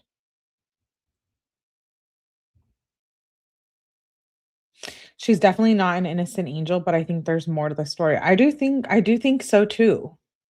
I'm not saying she didn't do it intentionally and that she's innocent. I'm just saying that there was maybe other people involved. It's like the Idaho 4 case. I rarely cover it because I don't have the same popular opinion as everyone else. I think that there was someone else involved in the Idaho 4 case. And we can go down that route later this week when I do another live on that, because there's a lot of information coming out on that case as well. But it's like, why were none of these, like, I guess if she would have had a jury trial, maybe all of these people would have had to testify and all of these reports would have been shown. Maybe because it was a bench trial, of course there was limited things. We really don't know the chain of custody because they're not going to spell it all out. Yes, exactly, Kim. Exactly. Yeah, there were gloves, shows them putting them on. Okay. So it's documented. She's definitely, I already read that one. She's definitely, hi, Alexa. Good to see you, love. You can hear in the firefighter's voice that it was really bad. Dom's neck was snapped, the bottom. Yeah, I know. Okay, let's continue. It says August 9th, 2022. So Kenzie's disturbance at the hospital was like August 13th. So at this point, I think Kenzie's still in the hospital. August 9th, 2022, after having previously obtained a search warrant, investigators received a dump or download of Shirilla's cellular telephone from Strongsville IT department. Shirilla's phone contained 91,000 image files, 15,000 video files, and several hundred text message threads within the device.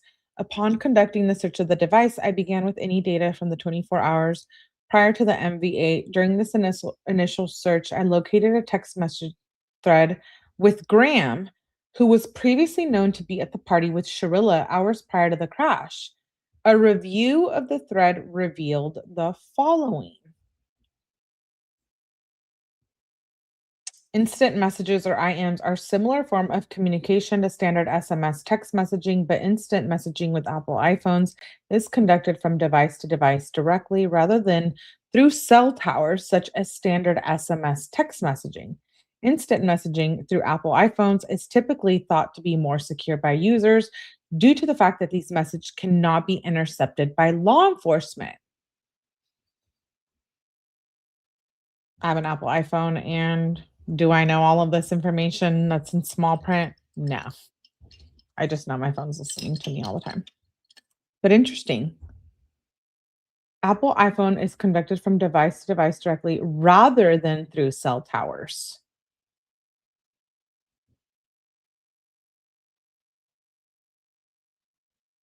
So it's one or the other, or what? I thought everything was done through cell towers, but apparently not. Such as standard SMS text messaging. Oh, yeah, through cell towers, such as SMS. Okay. Upon going through the above messages, I identified several conversations in which Rosie and Shirla engage in drug trafficking activities. The first such example of this occurred on July 10th, 2022, which is about 21 days before the crash.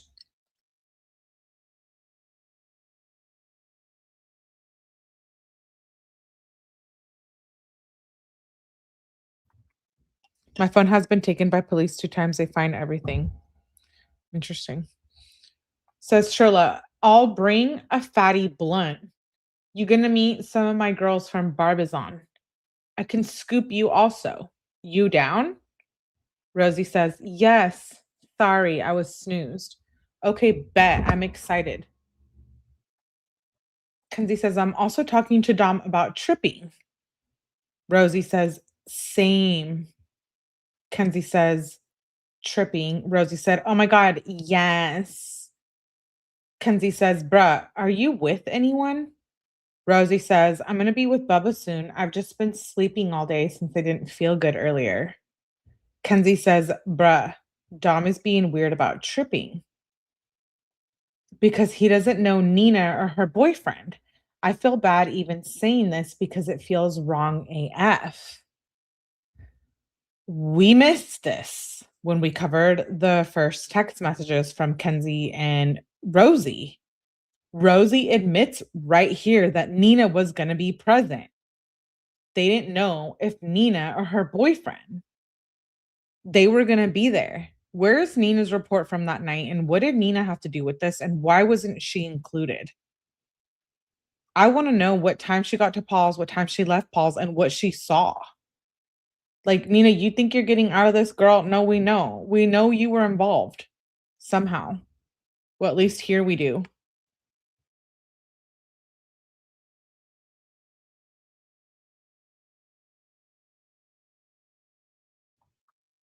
Yes, Divine, we're covering that on the members only.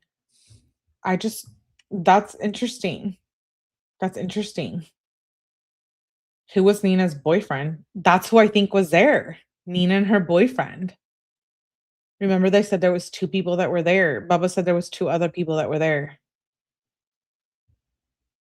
She says, Kenzie says, so I don't know what the F to do because I want to with all of you. Rosie says, oh my God, it's okay. Yeah, I don't know, but I get it. Kenzie says, what should we do? Rosie says, I don't even know. Kenzie says, yeah, I'm mad AF at him. He ruins everything. Rosie says, it's okay, we'll figure something out. Kenzie says, I mean, I want a trip, but I don't know what to do. Rosie says, me and Bubba are going camping tomorrow. We got to buy some shrooms from you and Dom. Kenzie says, pull up. We got you later. She says, it's oil day, 7:10, dab day. Rosie says, we pulling up. Kenzie says, what's your ATA? What's your ETA? Rosie says, we're smoking a bowl real quick. It'll take like 5 minutes. Then we're coming. Let me put it in the GPS. Then she says, 13 minutes. In the above conversation, Mackenzie mentions that she has been talking with Dom about tripping, a term commonly associated with the use of psychedelic drugs such as psilocybin mushrooms or LSD. Shirla states that Dom is being weird about tripping, then states that he ruins everything. As the conversation continues, Rosie states, me and Bubba are going camping tomorrow. We gotta buy some shrooms from Dom. Shirla replies by saying, pull up. We got you later. Based on training and experience, I know this conversation to be representing Shirla as a middleman, as Graham informs Shirilla that she and Bubba will need to get shrooms from Dom. Rosie already knows that she can order it with Shirilla, who will make the deal happen by obtaining the rugs from Dominic and provide them to Rosie for her and Turner. These actions on behalf of Shirilla represent drug trafficking activities. This conversation continues into July 11th, 2022, as seen in the portion of the transcript between Shirla and Graham. So then it continues. Rosie says, "Can I come pick up the shroomies soon?" On July 11th, 2022. Kenzie says, "I think it's in South America."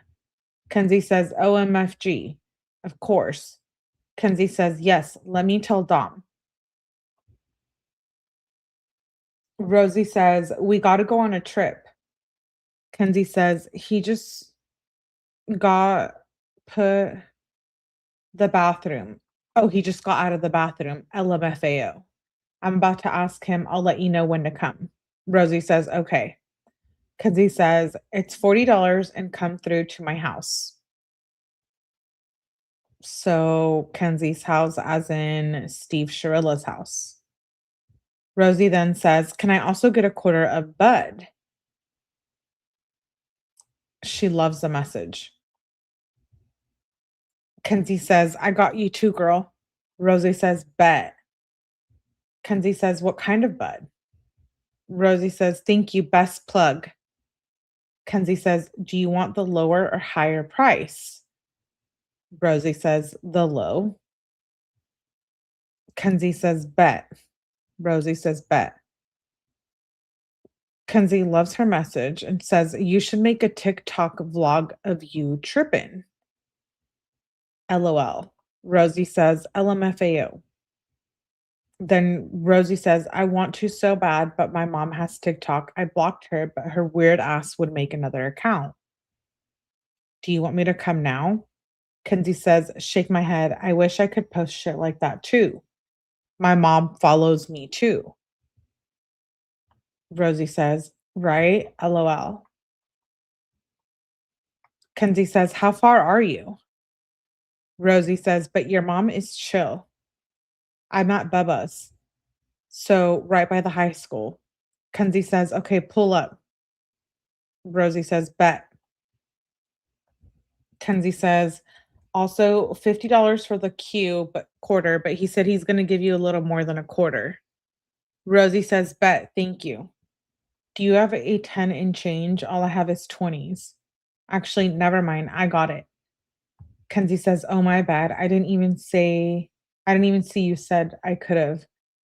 It's Rosie says, "It's okay. Bubba has 10s." Kenzie says, "Okay, just let me know when to come. I'm just going to be waiting in the driveway." Rosie says, "Okay, I'm coming." Kenzie says, "Bet, I'm just in the driveway." In the above conversation, Rosie is seen asking Kenzie if she can come pick up the shroomy soon. Kenzie advises, "Yes, let me tell Dom." Kenzie then provides Graham with the price of $40 and states, "Come through to my house." Rosie likes Shirley's comment, which is a feature on Apple's iPhone, which allows a user to like a comment by simply pressing a button. The feature is utilized to quickly acknowledge a message. Shirley says then, "I got you too, girl." Shirley then asks Graham, "What kind of bud?" Rosie then says, "Thank you, best plug," a comment which Shirley likes. At this point, Charlotte and Graham talking about creating a vlog while they are tripping on mushrooms. Shirley's acting as a middleman, as described above in the conversation. Okay, we get that. Shirley as a best plug. By this term, Graham and Shirley are acknowledging that Shirley is acting as Graham's plug or drug dealer. As the deal continues, Graham also orders marijuana in addition to the mushrooms, both of which Shirley states she will get from Dominic and provide to Graham. Uh-oh. Here's the next conversation on 7/14.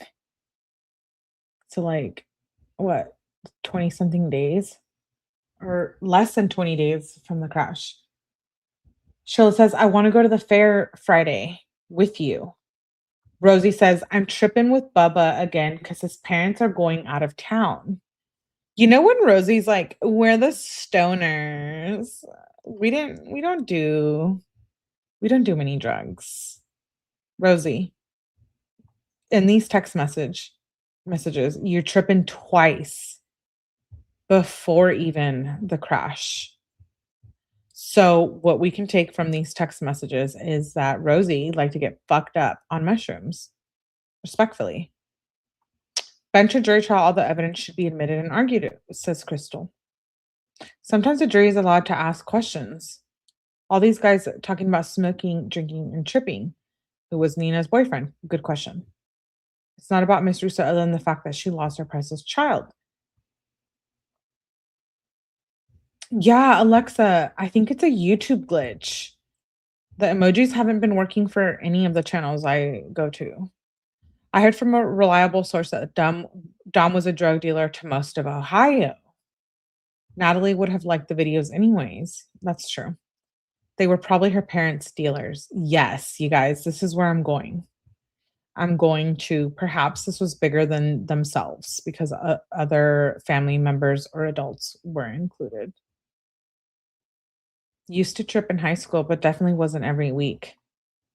Rosie's eating the mushrooms like she thinks it's her one a day gummy bears. You know, those vitamins. Like you just need one a day. You get like vitamin D, potassium. You know what I'm talking about. Don't make me pull them up. But you know, like your one a day vitamins. Rosie's like, let me get them shrooms.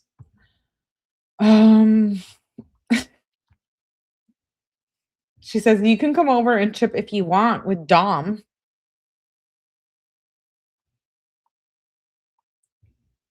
She says that, yeah, I was going to go to the fair Friday too. Kenzie says, we wanted a trip at the carnival.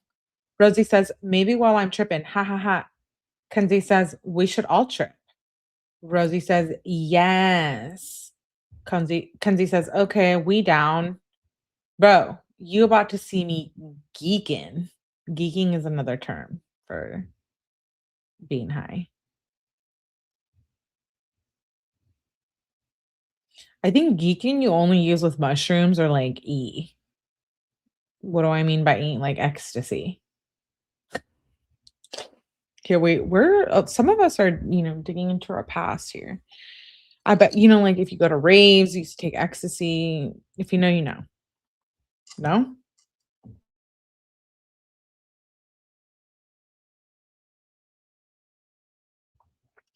Add carnival to other words I hope I never hear again. Exactly. Kenzie says, bro, about to see me geeking. Graham says, we just need a ride or we should just walk. Bubba's is right by the high school. I'm dead. It's going to be funny AF. Kenzie says, we can scoop. Rosie says, at the fucking carnival. That's so funny. Graham says, okay, bet.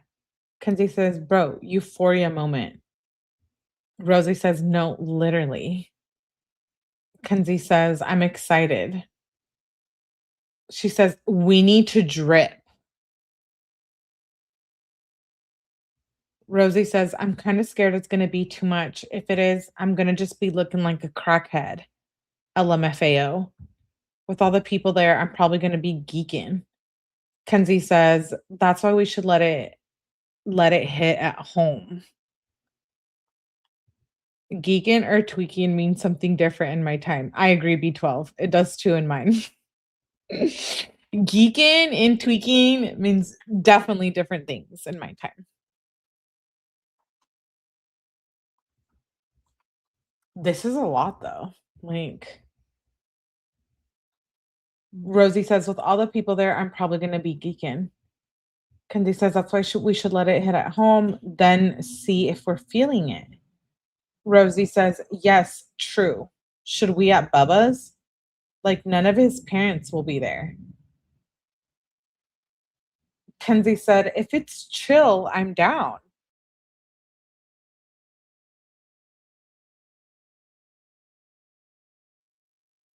She says, yes. Rosie says, bet. Rosie says, Paul's gonna chew. So when Paul's like, oh, I was sleeping upstairs. No, Paul, we don't know if you were. Maybe you were from being on mushrooms. Like, respectfully, Paul, you weren't paying attention to the people at your house because you were probably high out of your mind. I don't know. Maybe not. Maybe he didn't do any runs. Who knows? Rosie here is saying that Paul's going to do it too. What is drip? I have no idea. Kenzie says, bet. OMG. Even better. Rosie says, right? It's going to be fried. Just means. Kenzie says, I'm excited. Graham advises Shirilla that Paul's going to be doing it too. As the two parties talk via instant message, they discuss going live on social media, but that their moms could watch. On July 15th, 2022, Graham and Shirilla again continue a conversation surrounding and obtaining and using mushrooms. As the two converse about using mushrooms, Graham states Paul said he's going to take under a gram. To which Kenzie says, I don't think he should. Then says, do you know what I'm going to text him? Rosie replies, I told him at least 1.5. He's like, no. This continues until Kenzie tells Graham that she convinced Paul to take more. Based on training and experience, this conversation now involves Shirilla and Graham planning to use shrooms with Russo and Bubba, as well as Paul, who they also convinced to use more of the drugs than he originally wanted. Graham says, I think Davion is coming too. LMFAO. Do you care? Kenzie says, bet.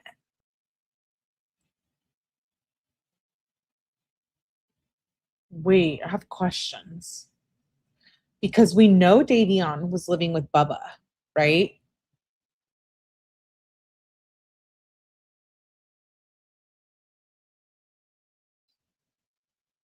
And then wait. We know Davion was living with Bubba, and we know that Davion was then living with Dom and Kenzie before the crash. So why is Rosie saying, I think Davion is coming too? So maybe Davion wasn't staying with Dom at this time? I thought he was, though.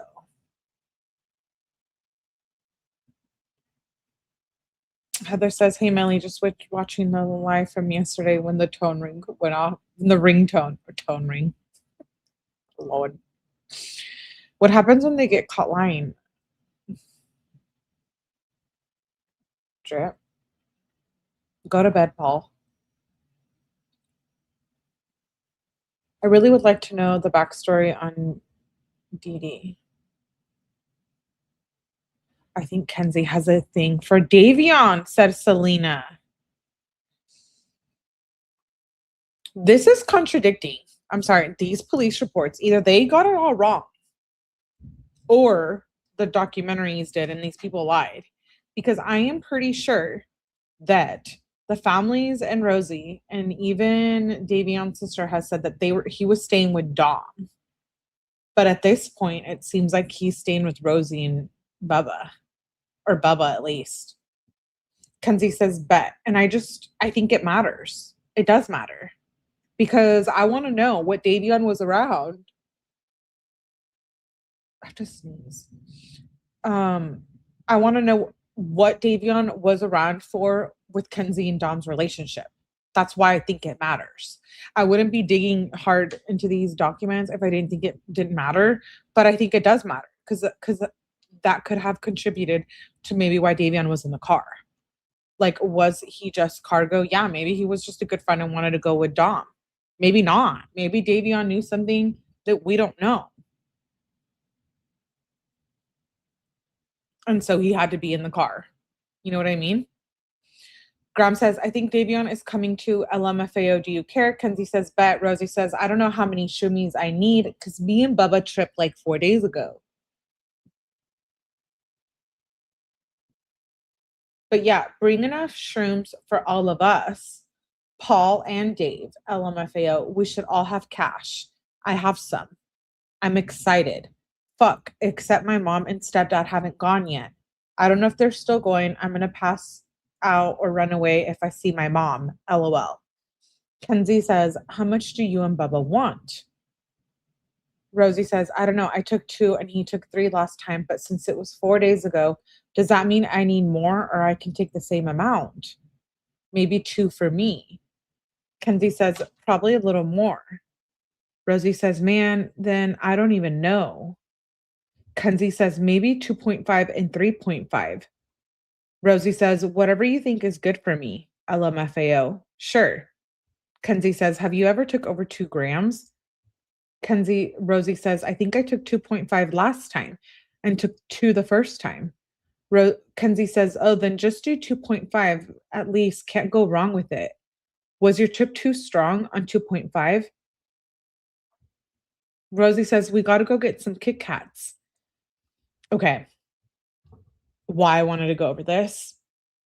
Okay. Pause what you're thinking right now. I know we're doing a lot of critical thinking here. Remember in the text messages with Kenzie and her dad, remember the foot rubs, but remember the chocolate?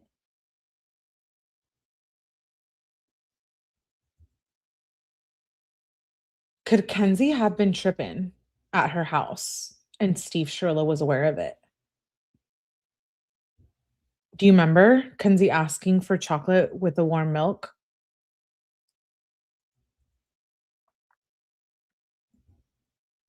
Molly, why is this important? It's important because it shows that the parents were complicit, whether it was Dom's parents who knew that he was selling weed and or according to some people who believe that they were involved. And then there's Kenzie parents who are like, what the fuck are they even thinking? They're like airheads.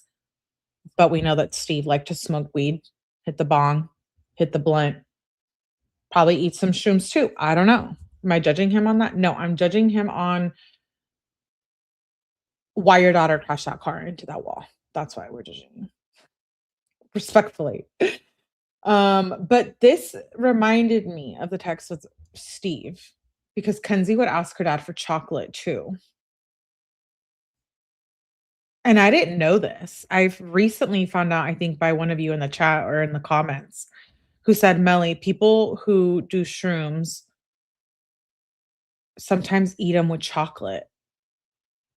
From my personal experience back in the day, I just ate the shrooms, pure form. Just pop them into my mouth, swallow them with some water.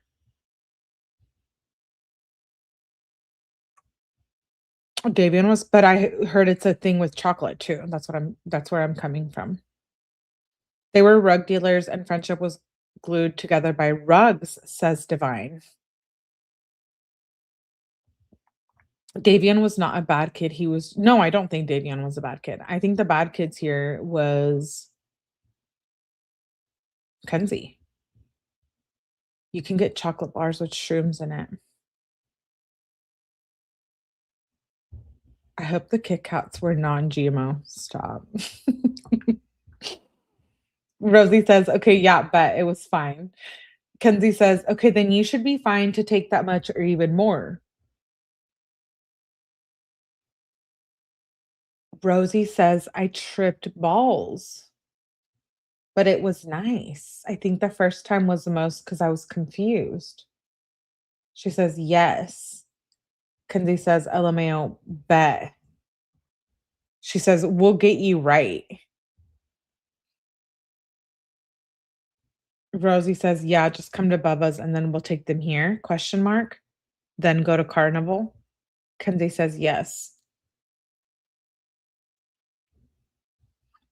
Rosie says, bet. Kenzie says, when should we come? Rosie says, I'm still waiting for Bub to get home. Then we're going to get his car real quick. So maybe in 30. Kenzie says, okay, bet, let me know. Bubba said yes to 3.5. And Davion wants 2.5. How much does Paul? Rosie says, he said he told you, I don't know what he did. He say when you talk to him and bring what you're gonna eat with it. I'm gonna get myself a Kit Kat and a Get Go right now. Kenzie says, yeah, we're coming. We're about to go back home right now. She says the carnival is packed. Rosie says, oh shit, LMFAO.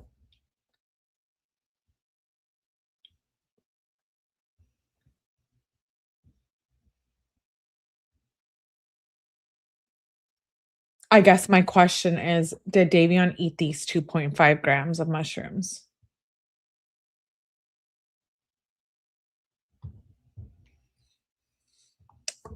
Did Davion eat those 2.5 grams of mushrooms and had no idea that he was going in that car with Kenzie and Dom?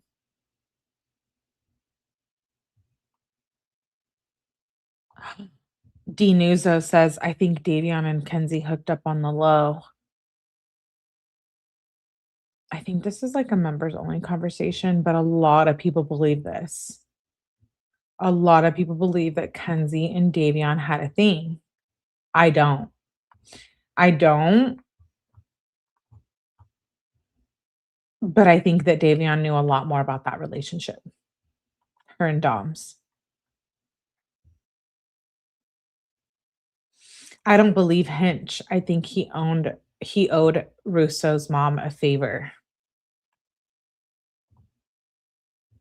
I've never heard of a place in America that there's so many carnivals. There's not. There's not in California. There's a carnival like 2 times a year. I think there's like the beer carnival. There's like a fair. Unless he was a not novice user, he would be bad off if he ate. Kim says, I don't think Davion hooked up. I think it was Kenzie.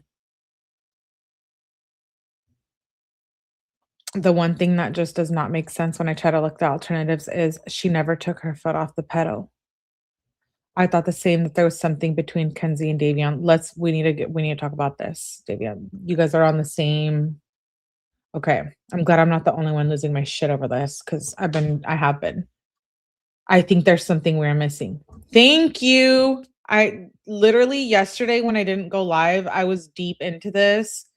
I went down rabbit holes that some people, someone just said bye.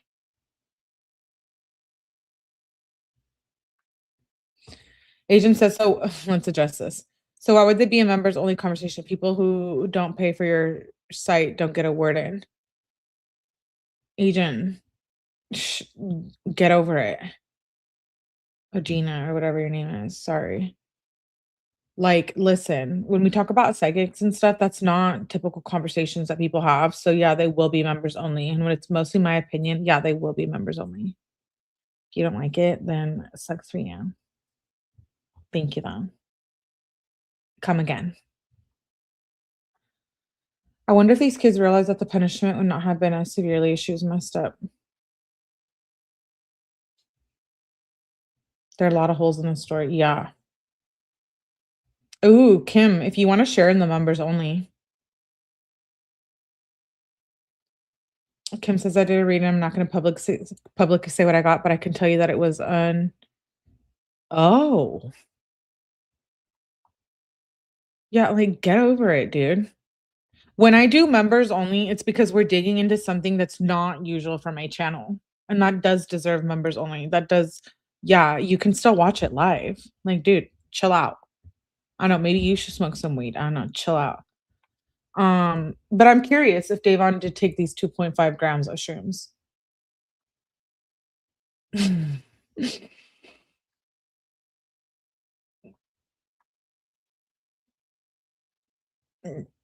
They know how to exit. I know. Thank you, beautifully broken. I'm not defending Kenzie, but I have a sandal caught under the brake pedal and it was scary. This is what I'm saying, Calista Cats. I'm not defending Kenzie either. I think she's a piece of shit. Like, you asked me what I think. I will tell you, Mackenzie Shirilla was an abusive, narcissistic girlfriend. Absolutely. I'm not changing my mind on that. I think she did want to take them out intentionally. What I'm saying is, I think things in the investigation were a little bit questionable and the people involved. I still believe that Dom and Davion deserve full, complete justice, but I don't think we would all be.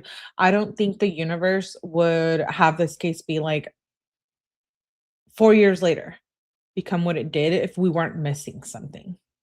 You see what I'm saying? Like, it's called having an open mind and like being able to like digest all this information. And that just because it's the law and the judicial system, we don't always get what we think we're getting. People get found guilty all the time when they're not. There's corrupt law enforcement departments. Absolutely. Um, and there's people that lie, like Rosie Graham. Respectfully, Rosie Graham. Rosie says, he said, I don't know what you said when you talked to him. Bring what you're going to eat. I'm going to get a Kit Kat bar. The carnival is packed. She says, okay, wait 1 sec though. Bubba's picking up Dave. Kenzie says, we're not coming to your house right now. We're leaving the carnival. I don't know Bubba's address. Rosie says, I'm at the light by the carnival right now. How much do you want? Says Kenzie. Rosie says, 2.5. I saw your sparkly license plate and I knew. Rosie says, is 20 good for the 2.5? I'm at Bubba's, so you can come now. Kenzie says, bet. Graham orders 10 grams of mushrooms from Shirilla, who's obtaining them from Russo. Shirilla and Graham are acting as middlemen by ordering, obtaining, and providing drugs to others. Money is being exchanged, and none of the drugs appear to be provided for free, indicating that Mackenzie Shirilla is trafficking to Rosie Graham, who is arranging trafficking to Bubba, Paul, and Flanagan. Could this plus Rosie's dad allegedly being involved in law enforcement have something to do with the fact that Rosie got away with this and got away with lying? The intent was still there, but what happened? Things were messy for sure. That's the whole point. Exactly. That's right. Divine smoked weed with Kenzie. Yeah, allegedly Kenzie made her smoke. And Davion was pissed. I guess Kenzie like convinced her, but at the end of the day, I will say this. No one can make you do something. You do it yourself. Now, whether she was younger and Kenzie like convinced her of it, that's something different, right? Yeah. Rosie's like, we were just the stoners of the group. Rosie girl, you were much more than just stoners. Respectfully. I don't judge because I'm not perfect. I used to like to party too back in my day. So I'm not one to sit here and judge, but you know. So pattern activity continues. Several conversations about Shirilla. Okay, let's continue. Are Paul's parents going to be there? Rosie says, no, they gone. Kenzie says, do you think it's cool to trip there? Rosie says, yeah. Shirilla says, okay, I'm trusting you. Rosie said his parents aren't tweaks like Bubba.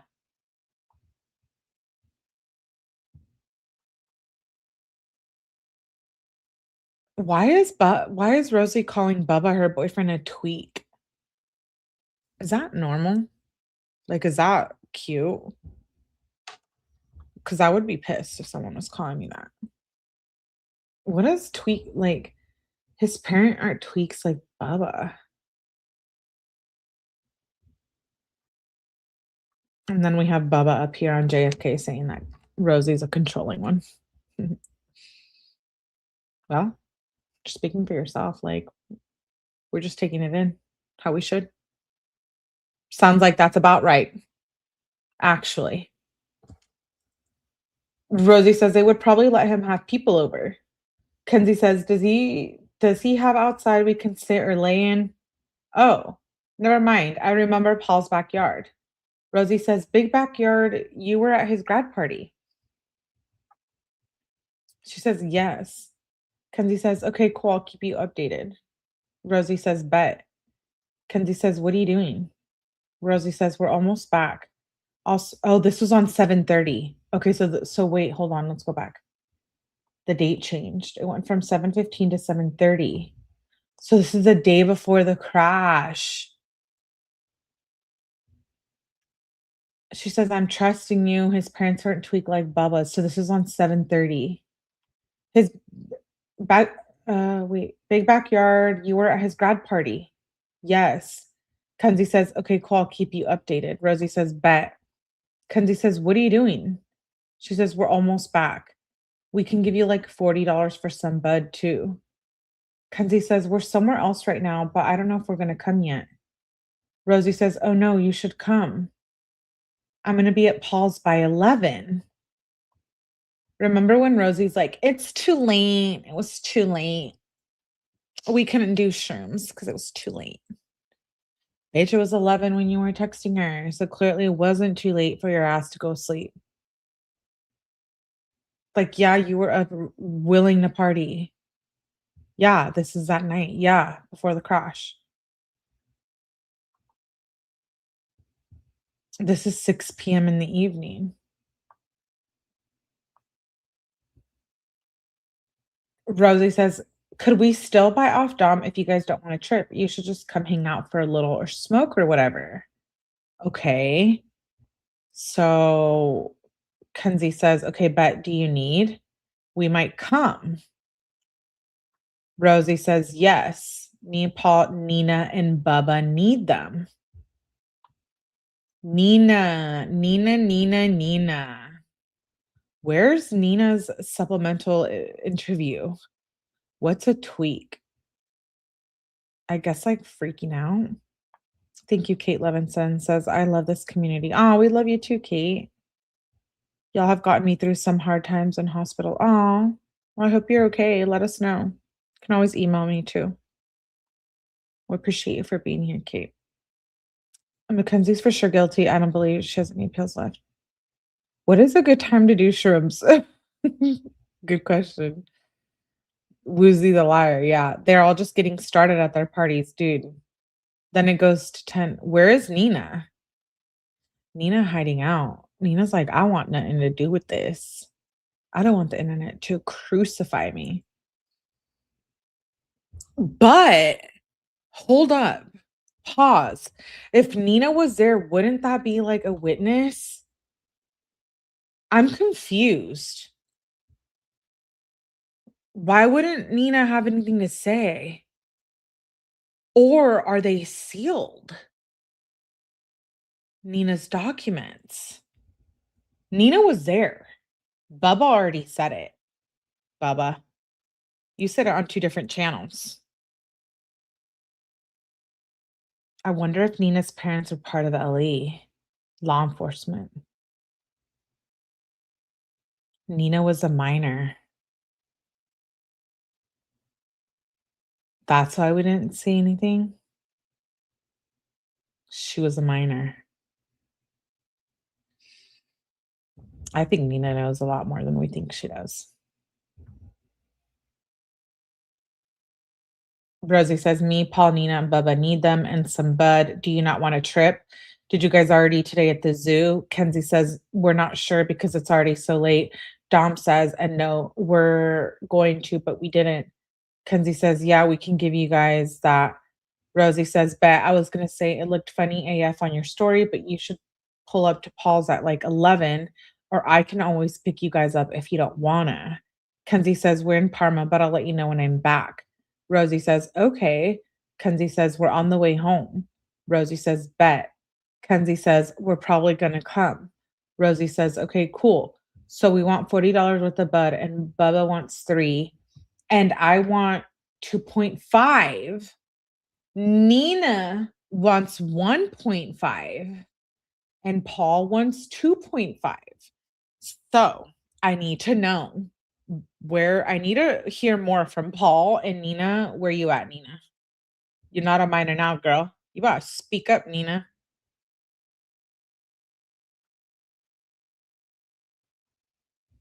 She ain't underage now. Nina's a missing piece. Nina and Kendall. Nina and Kendall, the girl with the stairs. Respectfully, I would like to hear from them.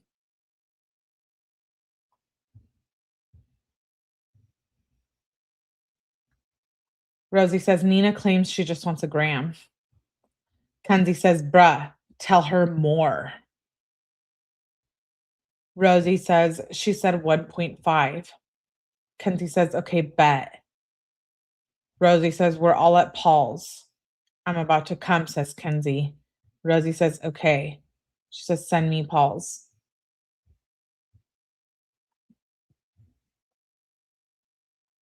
Based on our training experience, Graham was ordering drugs from her plug on behalf of Landon, Paul, and Nina. Graham places the order with the intent of providing mushrooms to others. Oh, wow. This order for 9.5 grams were later located on Mackenzie's person. Down by her pants.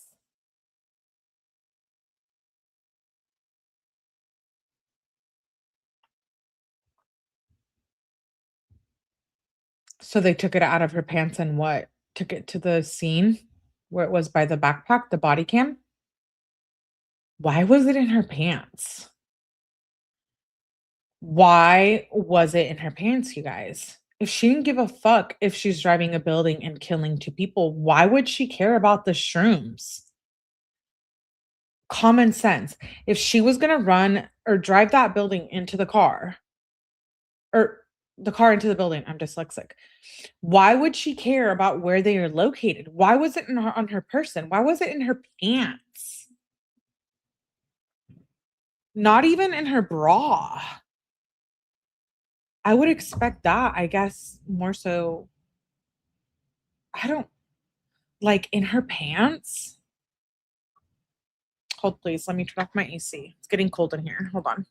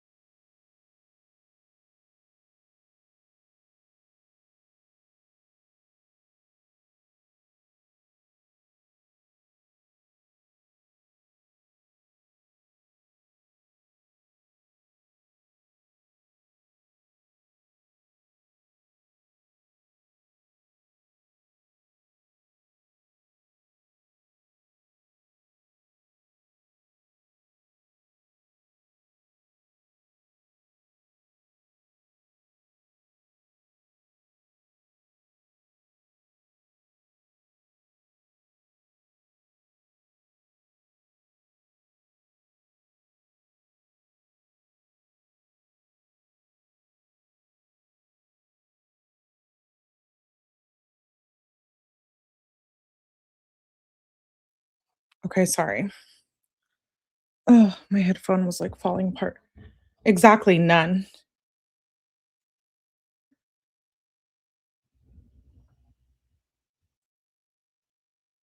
Maybe she didn't know she was going to do that till the moment it happened.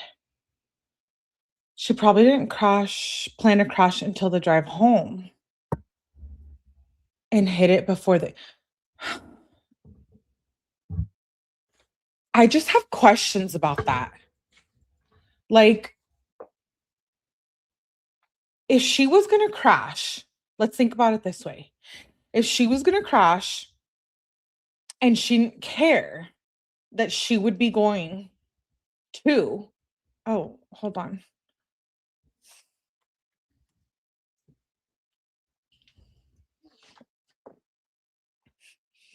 That was like so weird. My background lights were like flashing and I don't know why. That's like a weird, scary thing. Interesting. If she knew she was going to crash that car and possibly unalive herself, Why would she try to hide the mushrooms? Why would she, you guys? Thank you, Beautifully Broken, for being here. Appreciate you. I think her decision was made after. But if she knew she was going to die, why would she hide the drugs? Sometimes a simple answer is the correct answer. Now they think about it. She wouldn't. Exactly. Exactly. Or Sloan was right, says Green-Eyed. Yes. Yes. I think she was hiding them from Dom. I don't think she was trying to hide him. She went into a rage. Dom's flashing your lights, girl. Yeah, that was weird. That was really weird.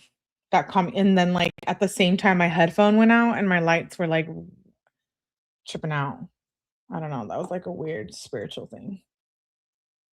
Maybe she probably wasn't even thinking about it. Why are they in her pants? If she left Paul's and they were effed up and everything is okay, why the need to hide him in your pants? You're telling me that all the times that Kenzie drove with Dom and his drugs and their guns, etc., this was the one time she thought about hiding them in her pants? Really? 4 years. Come on. How many times did the cops almost get involved? Or if not, how many times did Dom get pulled over? It warming them up. I think when she was reaching for something, she could have tried to push off the floor in the last moments really hurt because I don't think she ever will. Was Kenzie stealing from Dom? Ooh, Monica said she's one of those that can't help but steal from people. Maybe Kenzie was stealing and prostituting herself and Dom found out and it was a whole fight. I mean, you guys will never know the actual, you know what I'm saying? She stole them back after selling.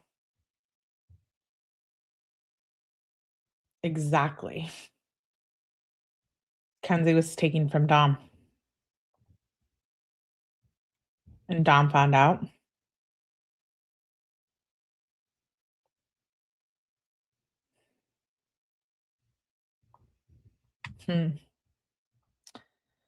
Based on my training experience, I highlight that again. We see Graham ordering drugs from her plug on behalf of Bubba, Paul, and Nina. Graham also places the order. Okay, fatal envy.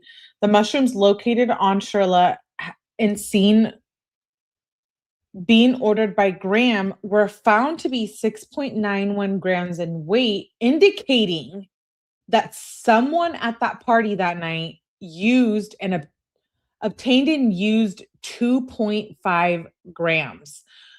Who took those mushrooms? If it wasn't Kenzie and Dom, who was it? I need to know. And why didn't they get blood results on all of these people if they were involved in that night? I don't understand. Why? Why? If me and you were at a party and a crime went down, you know, you bet your ass you and me would be questioned.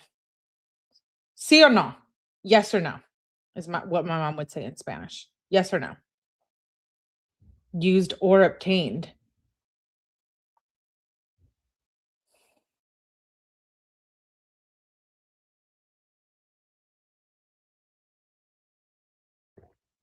What I'm saying is someone there took the drugs, the shrooms. Davion. It matters. It matters because does that change the fact that he got in the car unconscious on shrooms? Was it Dom? And Dom maybe freaked out in the car. Was it Kenzie? And that's why she crashed the car and we won't know because of the blood test debacle.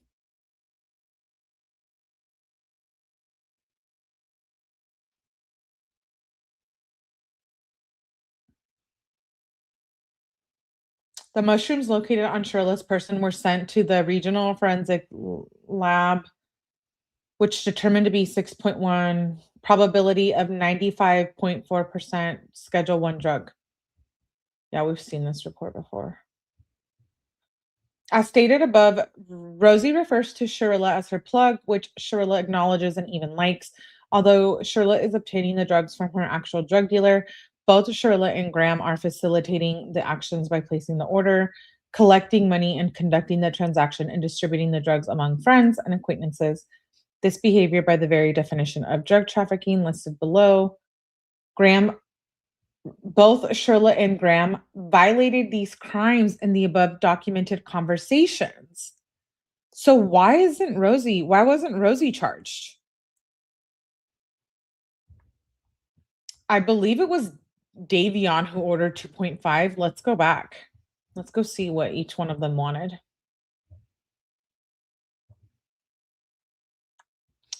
Rosie says, we want 40 worth of bud.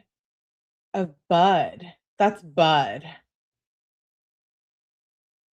Oh, $40 worth of bud. Bubba wants 3. Rosie says she wants 2.5 and Paul.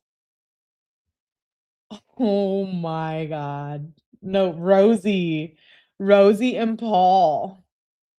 I thought I saw Davion wanted 2.5 too. Oh, if it's Rosie and Paul, I'm sorry. The guy who's at the house, I have even more questions then.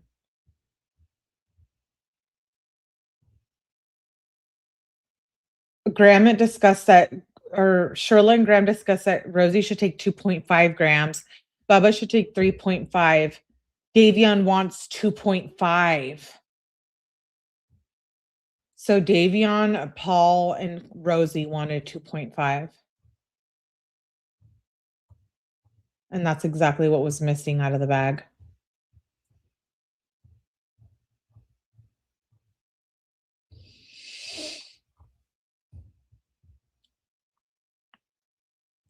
Police certainly weren't going after Rosie like she tried to say in the documentary. What Davion was that the day before? Let me see. Let me go back and look. Davion. So this was on 7:30, where they all say they want something. Davion. No, it was the same day. 7:30.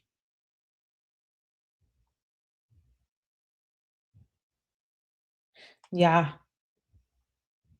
2.5. Davion 2.5. 20 is good for the 2.5. This was on 7:15, but that was when it was just Bubba and Rosie.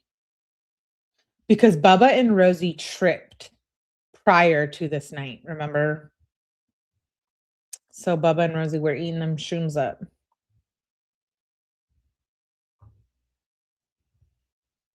I think the only way Davion would have gotten in the car with them is if he was tripping, to be honest. That's what I'm starting to think now. I am. I'm starting to think if Davion was just so effed up and he went in the car.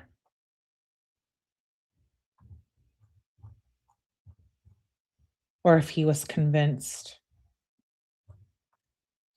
Rosie said, wait,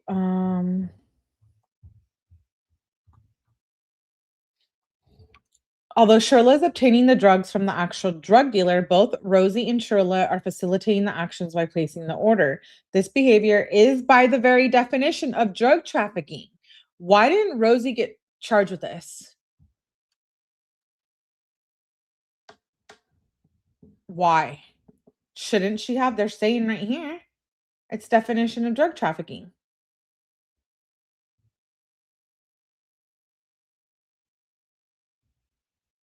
I'm confused. Here's what drug trafficking means. Seller offers sell controlled substance or controlled substance analog, prepare for shipment, transport, deliver, or distribution. October 12th, 2022. So while Kenzie was in the hospital.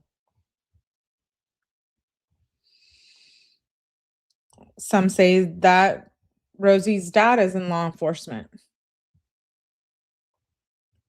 just like Dom Russo's mom was an attorney. Does that help? Does that a factor in these cases when we look at them and review them? Yeah, I think so. I think it's important for sure. Okay, let's read one more. How many people did Dom have working for him? You guys, that's the thing though. Is like we don't know how big this organization was. We don't know like who was running the business, who was selling to who, and how much of it was going out. Were there other players involved? Yeah, I think other people were getting weed from Kenzie and Dom and other substances. It wasn't just the friends, in my opinion.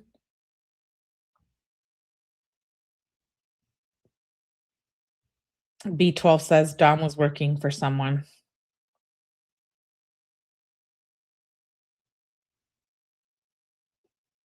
That's where I was going with this too. I hate to say it, but yeah, in the last few days that I've deep dived, and tomorrow and the members only will go through it. I think something here else was going on. Something else was going on here. I'm so dyslexic today. Dom wasn't the plug. No, I don't think Dom was the plug. I don't. You guys, stop and think for 1 minute. Were you buying Dior sunglasses in high school? No job. Going to high school, buying weed, nice clothes, and on top of that, like, I'm not shitting on Dom. Like, Dom has nothing to do with this other than he is the victim. But I'm just wondering if maybe Rosie or Bubba's family is involved.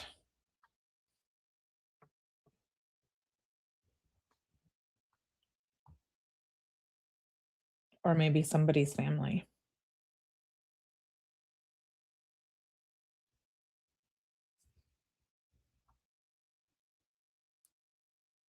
It's a both families affair.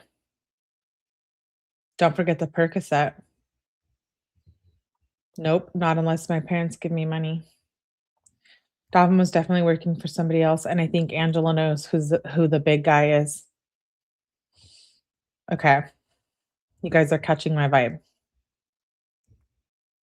Because I got something crazy we're going to be covering. Dom was working for Hench, obviously.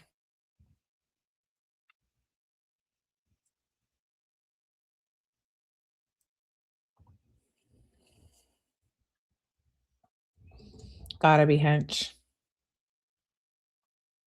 Yeah.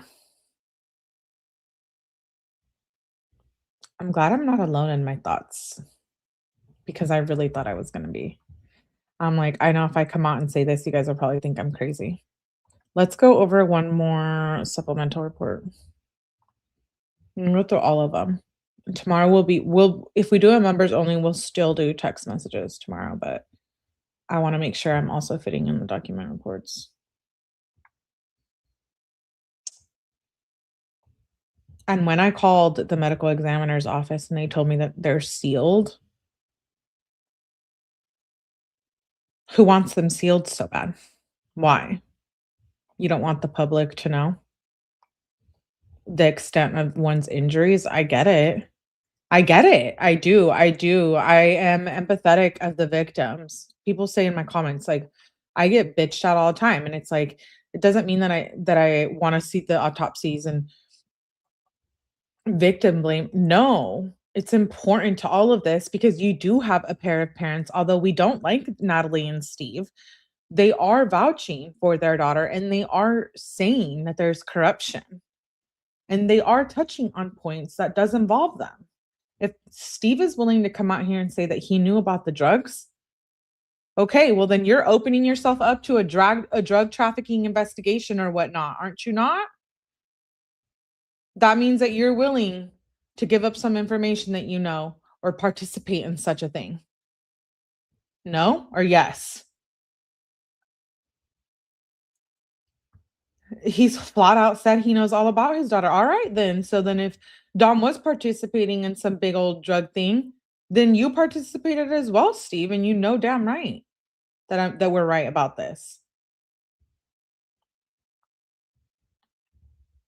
Don't think so. I think we really need to pay attention to what Steve is most defense about in his next catastrophic interview. My kids all had high-end things purses, but they earned them and they never even acted as if they were better than anyone. My parents would fight for me, but in less than a tacky manner, to be honest. Someone sent the autopsy report in one of the discords I'm in. Really? I have a form of it, but not the exact copy. It means we want to know the truth. Both parents don't want their child's truths coming out. And I can understand that. I really can.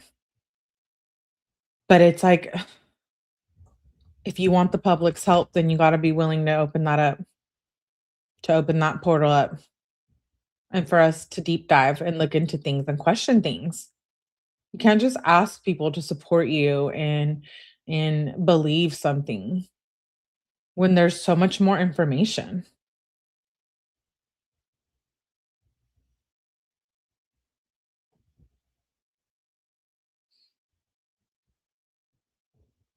Sure, Alexa, let me know.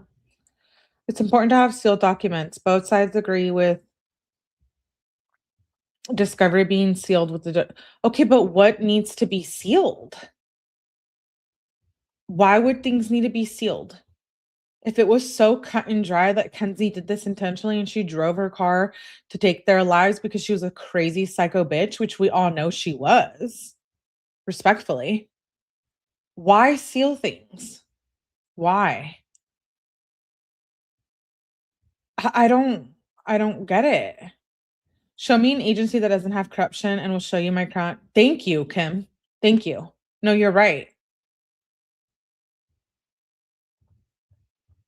Agencies are they're meant to do specific things.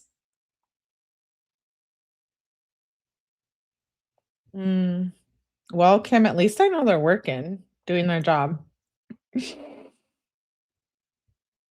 So unrelated, but is Natalie making wigs? I hope not. I don't want her wig.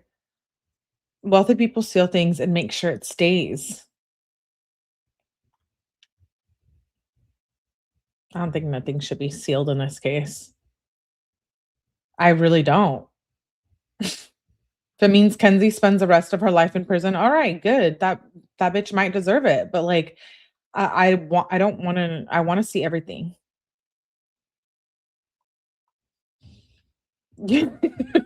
Kim. Okay, let's read this. It's August. This is by Detective Vanek. Monday, August 1st, I assisted Detective Hazu in processing this vehicle crash, which occurred on Sunday, July 31st. At approximately 10:16 hours, Detective responded to Alameda, process the scene, collect evidence, and request surveillance footage. Upon his arrival at the Politico building, he spoke with Miss Kim Smith of the Politico building. Detective Vanek was informed there are no cameras directed at the scene of the crash, ergo, there's no video footage of the crash. So originally there was no cameras and then they got some. Ms. Smith stated that there was a piece of sign on the roof of the building prompting Detective Vanek to begin photographing the incident scene. Detective Vanek took photos of the piece of the sign on the roof, the area of the crash, and collected a Holiday Inn key card that was left at the scene. The building impact was measured to be 85 feet from the fire hydrant. A debris field extending 77 feet from the area of impact was identified, along with glass from the motor vehicle on the roof of the building. Detective Vanek, after collecting the evidence, responded to Eurofin. Okay, representatives stated that they should check their surveillance system for footage.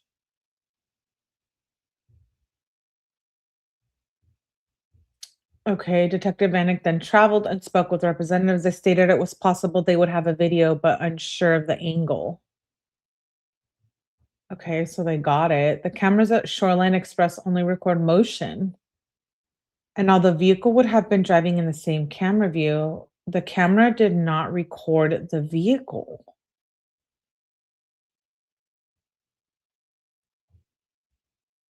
So is it fair to say that if someone pulled up after the accident, they wouldn't be in the cameras? There's no footage of them?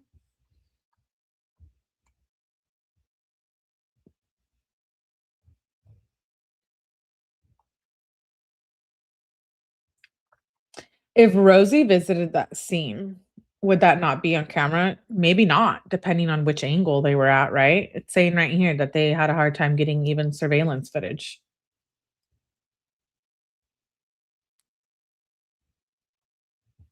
Mhm. I have a lot of questions here. If there were cameras, okay, but they're saying they didn't have cameras everywhere, Jules, so maybe people did show up and we didn't see it?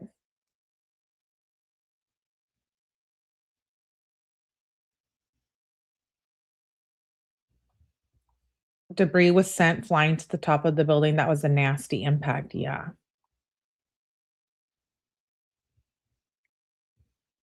I hate when these documents have mistakes in them. People worth ethic. I might be a crappy sell, but all my facts would be on point. Sometimes the truth hurts. We never learn if we don't accept. Thank you, B12. That's absolutely 1000% true. I agree with you 1000%. I think the only thing sealed should be minor children's. Everything else should be public knowledge. I find that hard to believe. No cameras.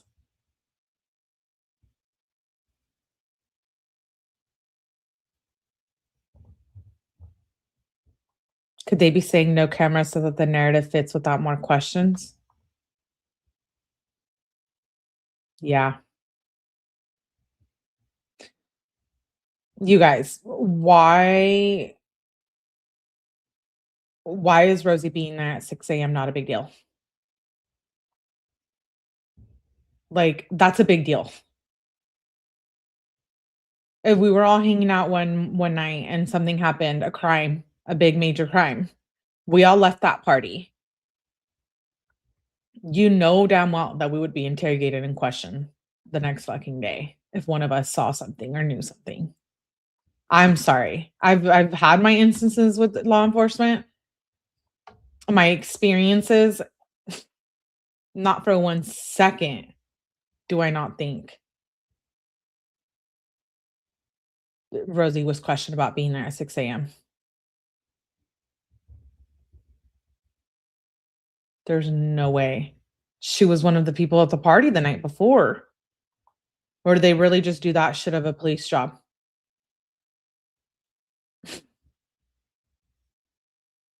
That's wild. Imagine someone dies at a party that we're at, gets stabbed. One of us shows up at the crime scene the next morning. And then what? We just get a pass? For what reason? At least question me. She didn't talk to police, according to the detective Tim Troop. Or was he a prosecutor? Tim Troop? I always forget his position. Let's look him up. He's a prosecutor. Assistant County Prosecutor of Cuyahoga County.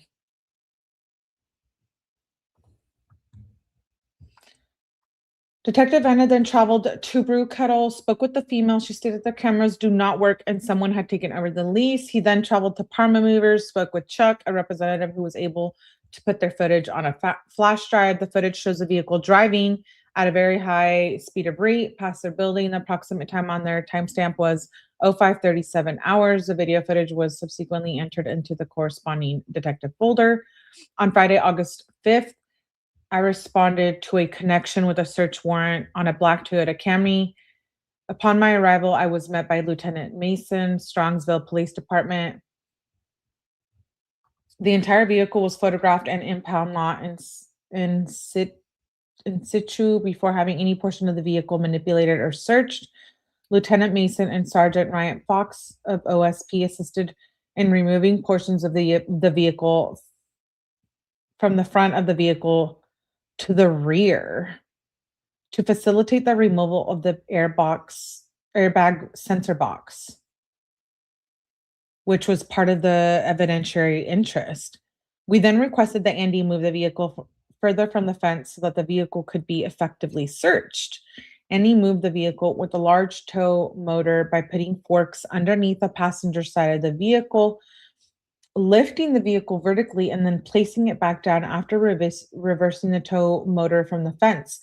Lieutenant Mason, Sergeant Ryan Fox of OSP, and I all visually searched the vehicle for any obvious evidence to be removed. We observed a white Prada slipper on the accelerator of the vehicle. This was photographed around this time. We observed a small silver pendant, which bears "Don't do stupid shit," heart symbol, mom. This was photographed and collected. It was collected on the driver's side rear passenger floorboard. I then searched the driver's side door storage area. No items found, or photographing the items found. Nothing of evidentiary value or monetary value was found at around 09:11 hours. After moving the leg airbag out of the way on the driver's seat, we visibly observed the airbag sensor module. At approximately the same time, Strongsville Fire Department arrived. Sergeant Ryan Fox, with a cable cutting tool provided by SFD firemen, cut the cables to the sensor box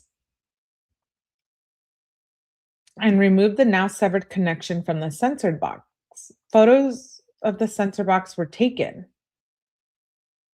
While this process was taking place, Lieutenant Mason, both fire medics, and I assessed the vehicle for the mechanical means of searching. Since the vehicle was involved in such a violent, high energy crash, the fire medics were brought in to assist in mechanically removing vehicles to facilitate the search. While mechanically removing the front passenger seat, a box of unfired ammunition cartridges were located. Hello? Did we miss this? Yes. Was this in the documentary? No. Just to scale the weed and the mushrooms. Why didn't anybody tell us there was ammunition in the car? Hello? I was reviewing this yesterday while drinking my little coffee, and I'm like, I literally spit it out. Literally spit it out on a new t-shirt I was wearing, and I was like, excuse me? Come again? Was I high while reading this, like the first time around? Maybe I might have smoked, but what the who where's the ammunition in the documentary? Where is it in those photos? Where is it in this report? I don't see it in any report other than this one.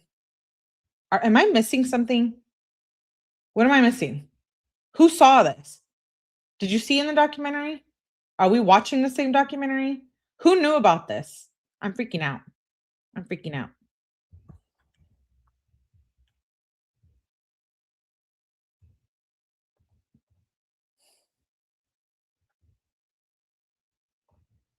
My next question is, why did Kenzie have ammunition?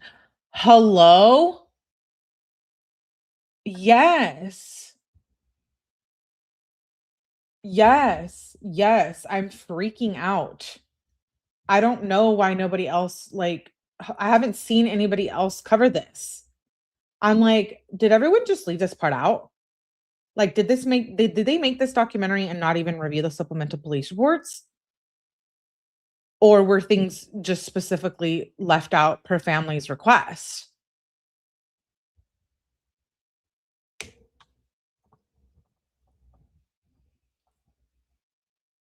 Why is there ammunition in Kenzie's car? Where'd that go?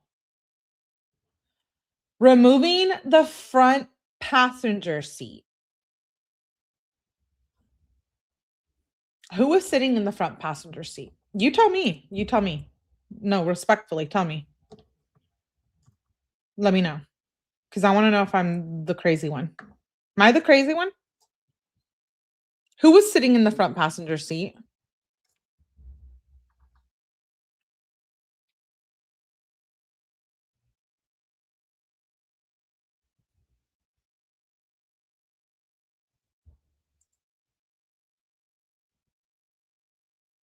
It's been covered. I've seen it before.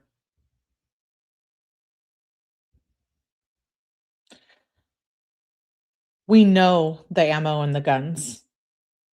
Why weren't they in the report, in the photos and in the documentary? Why are specific things being left out? That is what I'm not okay with when covering true crime.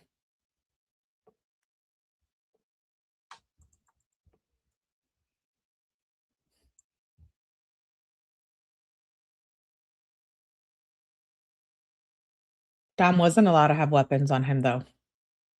Remember his previous instance with police? So, what? He had them?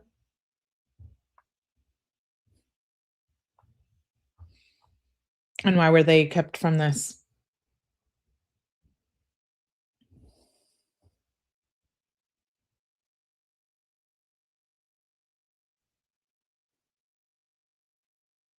I think this is important. I do. And it does change how I feel about things. Because I feel like someone wasn't honest here. It's irrelevant. It's irrelevant in the sense of, yeah, whatever, like we knew Dom had guns, right? But it's not irrelevant in the sense of an investigation. That is hiding information. That is keeping information. If that is being sealed, why is it being sealed? Is this why the lawyer went with the bench trial? I mean,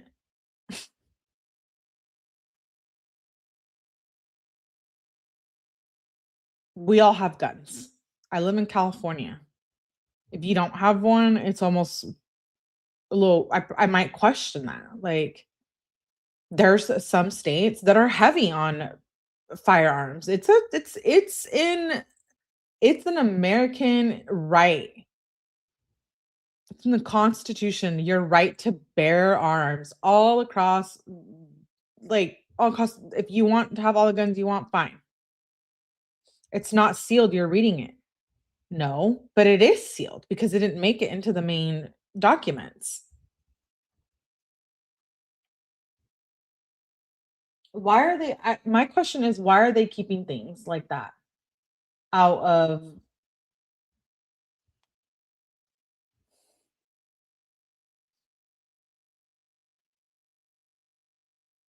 Steve was right. Why was that boy so insistent on the body cam? She killed us. Amen for the Second Amendment. They had enough on Kenzie. They didn't need to add that.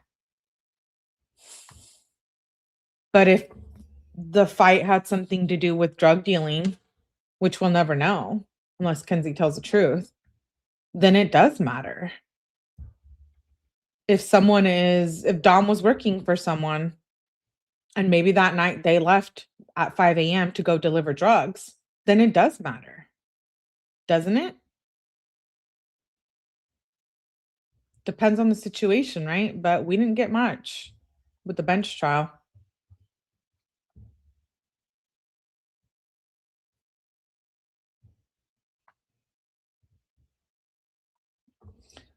While the seat was being mechanically removed to facilitate the search under the seat, the box slipped from its holding position. One unfired cartridge fell from the box and was recovered. Its initial place in the box is unknown.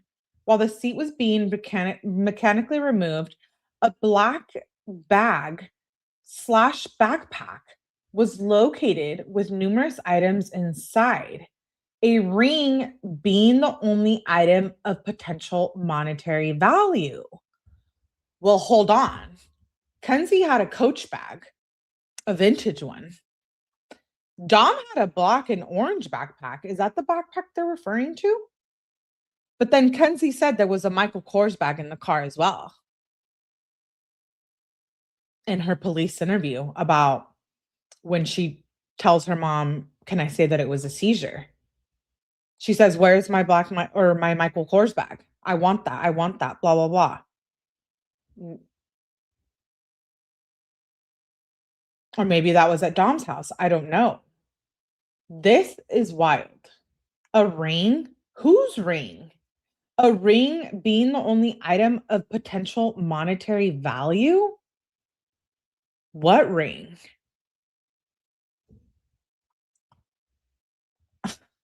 What am I missing?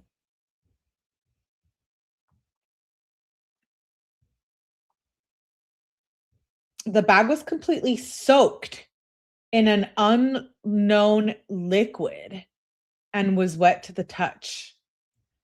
It was collected to be dried at the Strongsville Police Department. I think those are Kenzie's ammo. An engagement ring Kenzie bought for herself to say Dom proposed. Unknown liquid? What is the unknown liquid? If it's a murder, why isn't everything being investigated? Looked at? Where's like the court document, not the supplemental report? Like, where is this in the court documents? Like, does a judge know this? Like, I think it's important that there's might be a gun, might be ammunition, unknown liquid, unknown bags. I mean, probably bong water, but where's the bong? There was no bong in the car. Unless they kept it from us. Now, was there a bong in the car?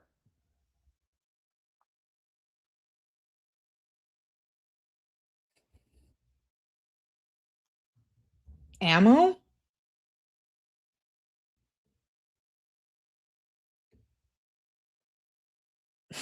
I'm sorry. I think that's a big deal. In a murder case, yeah, I do. I think it's and then one of them pops out of the box. That's okay, cool. Yeah, ammo all over the place. Sure. In California, if you get pulled over and you have ammo, bitch, you're getting out of the car and getting arrested. At least explain yourself. There was a bong in the trunk, I think. I never saw that. At least in the police reports. I could assume there was because we know how Dom and Kenzie were. The cops mentioned a bong in the car on the documentary.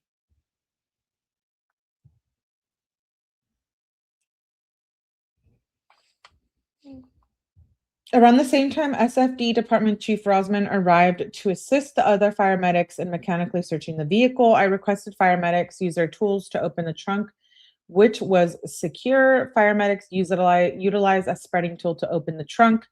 The mechanical means utilized were physical cutting and expanding tools used to cut metal or create a gap. Inside, we observed other pieces of the vehicle. What? Reasonably believed to be placed in the trunk at the time the vehicle was towed.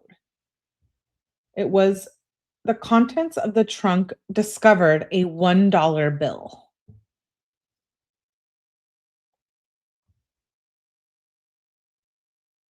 A $1 bill.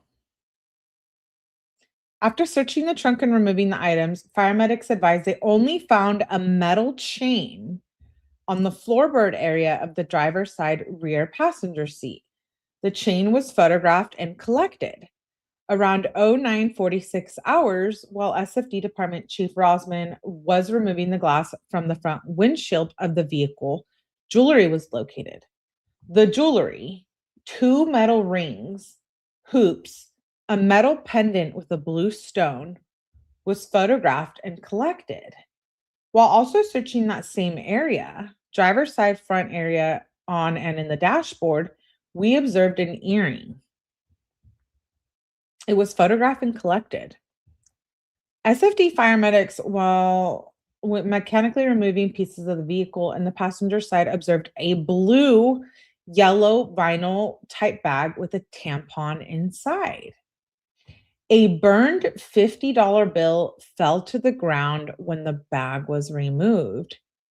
Everything was photographed. The bag and the bill were collected, and the bill was extremely burned and has no value. A final search of the vehicle discovered a $1 bill. The bill was found after the trunk was emptied and its contents were searched. It was photographed and collected. Furthermore, we found a gold white iPhone on the trunk weather mat. Ding, ding, ding, ding. Dom's trap phone, which we don't have any Celebrite information from. Ah.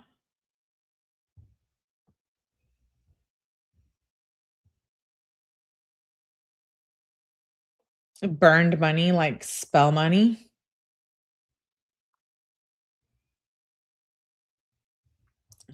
I love that I'm with such smart people here in my chat. Really. Because you guys are catching on without you reading my literal thoughts. Where the trap phone at? Where the trap phone? I want that Celebrite report. Respectfully. If Christine Russo, the mom, had that sealed because she's an attorney and has the big pull, I want to see that.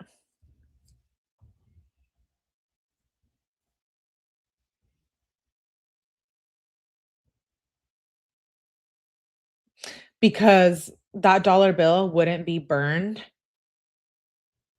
by the car and the impact, or else everything else would have been burned. So you're thinking exactly what I'm thinking. Yep. Some freaking shit, and I don't mean no sex play. What's going on here? Yep.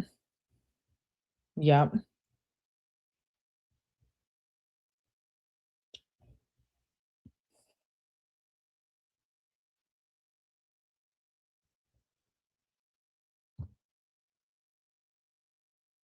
And you're telling me that in the trunk, that's all you found. But then you find a phone.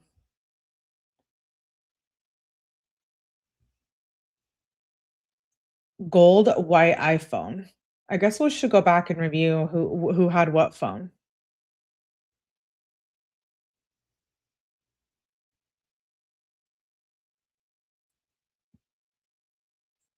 Did they not text on the trap phone? Is that why we don't have those? No, they didn't. They didn't text on the trap phone. Dom's trap phone, I think, was just for that. The work. Why would Rosie go on the scene of the crash? To remove stuff? Maybe Rosie was in on the trap.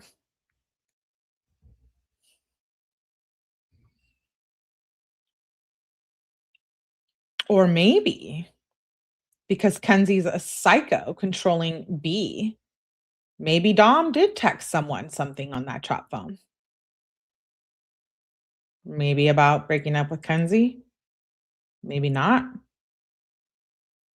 Maybe Kenzie's sex work was on his trap phone. Maybe not.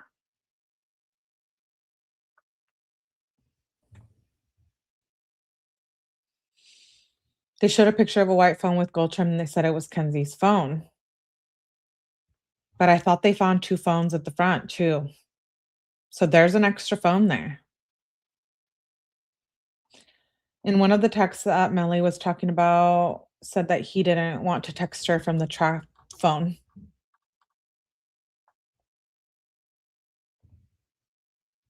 Kenzie's secret phone. Doesn't have to be Dom's. You're right, Cindy Ann. It doesn't just have to be Dom's. Maybe it wasn't Dom's trap phone. Maybe it was Kenzie's. And maybe Davion knew. Or maybe Davion had seen. Or maybe Dom had caught on. Or maybe Kenzie was doing something more than trapping, if you know what I mean.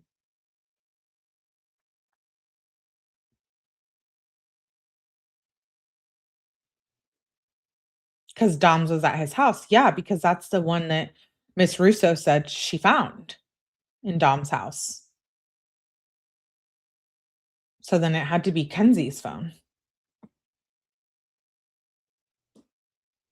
Or maybe not. Maybe they all belong to Dom.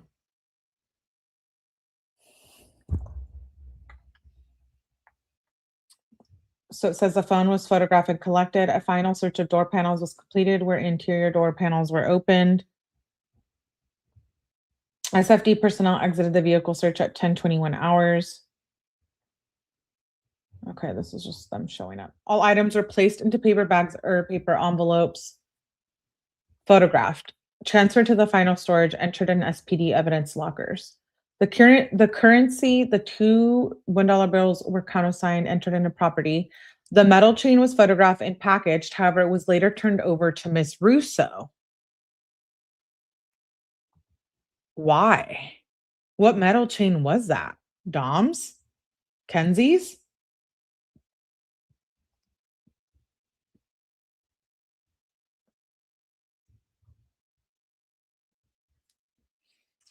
The broken iPhone was photographed. The SIM card was removed and photographed for preservation and secured with the phone. The wet backpack was secured with its contents, small cardboard boxes in the outer cage of the SPD evidence lab to be dried. It is not believed at the time of this report to be of evidentiary value and is being air dried. The warrant inventory was completed by Detective Vanek. All items were photographed. I conferred with Sergeant Fox in connection with the Toyota data box recovered. Sergeant Fox stated that the recorded data points showed that the vehicle was traveling at 100 miles per hour without the brake applied as its final data point. I asked about a forensic mechanic inspecting the vehicle. Sergeant Fox informed me that an ASC certified mechanic could be requested to inspect the vehicle. However, that would require the vehicle to be in a state that it could be placed on a vehicle lift and safely inspected. The vehicle in this incident could not be safely placed on a lift and inspected. Furthermore, the data in the airbag sensor box shows that no brake was applied, ruling brakes failing or not working correctly. They were not applied at the time of the crash, and the data shows the vehicle continuing to accelerate before striking the vehicle. I think they meant striking the building. On Monday, August 8th, I contacted Testo, speaking with Brock, and confirmed with him that their camera system is 4 minutes and 20 seconds fast. Furthermore, the same day around 1500 hours, I assisted Detective Hazoo. This is a problem for me because if they could barely get any surveillance recovery, then that means they took what they could. If they could only get that part from the crash and they can't get anything else, and it's a possibility that a third party was there and they just don't have it on camera to prove it, that's a whole different other story. And that is quite literally possible. It's possible that people showed up. And it's possible that they don't have the surveillance. Listen to how hard it was for them to get that. They didn't even get it until days after because they assumed that there was no surveillance footage. That was on the other supplemental report. And now it's saying that they were able to get it from Brock, and they were only able to retrieve, what was it, 4 minutes?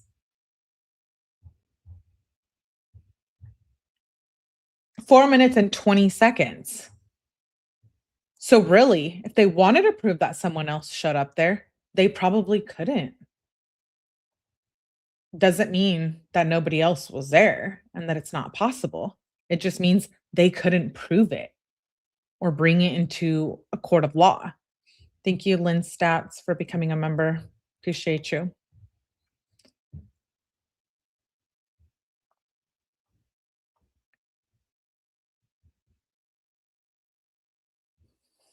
Melly, I think they didn't bother because she asked for a bench trial and then they had enough to bury it. That's my point, Kim. That's my point, is that I think there's a lot of information left out because it did go to a bench trial. Feels too coincidental. We should do that, Hossein. We probably will go through that footage again. If they got the FBI involved and called in other resources, they would have gotten more footage. So then it's possible that Rosie or someone could have showed up. Why was she there at 6 a.m. after the crash? They crashed at 5:36 a.m.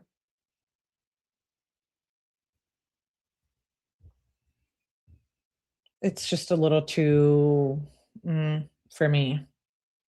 On Tuesday, August 9th, I entered 4 pieces of evidence, 3 USB drives containing surveillance footage, which had been found at the crash scene. On Friday, August 12th, 2022, I checked with Albine Industries to see if they had any workable video. The videos were received on the flash drive there, but we were unable to open them. Albine Industries advised the footage has been overwritten. Surrounding buildings could not provide the actual surveillance from that night or morning.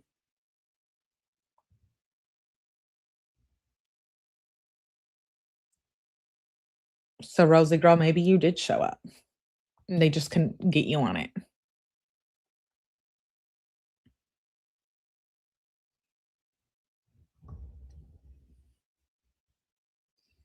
Rosie and Bubba both give opportunistic, says B12. I spoke with a representative from medical billing and asked them if they had footage. They noticed one of their cameras may face Progress Drive, but towards the area of the crash, I was informed that they will forward my request to the owner and follow up. On August 30th, I was responded to Lieutenant. Okay.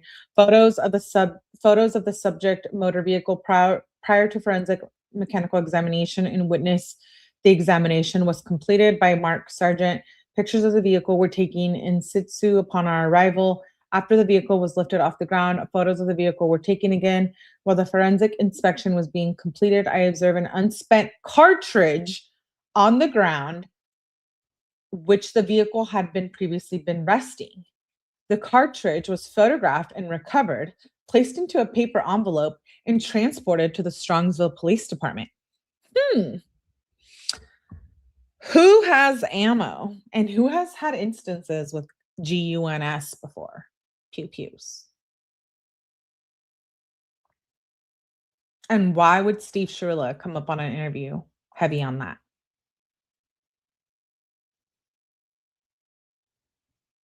I think it's a big deal. I'm sorry. Maybe they didn't count it in for some reason. I think it's a big deal that they found all of this in the car. Because now I'm starting to think maybe that 5 a.m. leaving at 5 a.m. wasn't just leaving at 5 a.m. Maybe that was a drug run. Or no.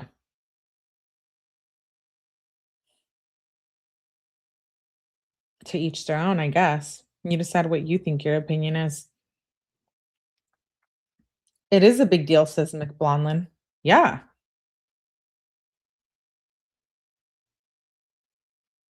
And did they match that ammo up to one of the weapons that Dom had if they think it was Dom's? Or maybe it wasn't.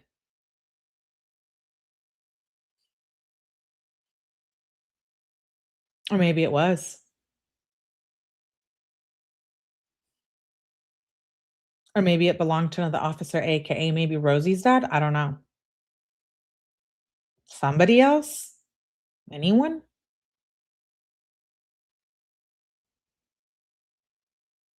The cartridge was then photographed and placed into evidence. Photos of the vehicle were taken again and placed back on the ground at the conclusion of the forensic inspection. On Friday, September 9th, 2022, center towing to move the subject vehicle from the Strongsville Police Department. They had SPD drone take videos of the vehicle.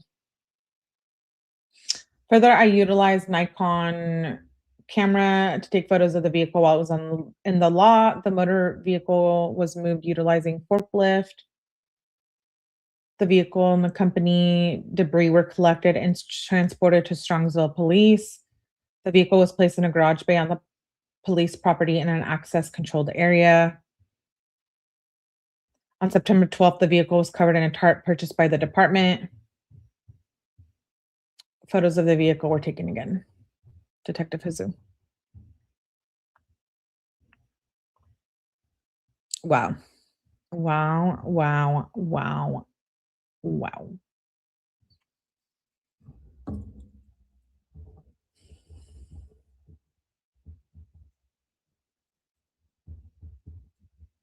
I have to write down that to make sure I didn't read those again. And we still have 150 pages to go through of investigation documents. So if we found that much in going through 15 pages, I have so many questions, you guys. And I have so many questions about the judicial system and how much does maybe Miss Russo being an attorney play into this?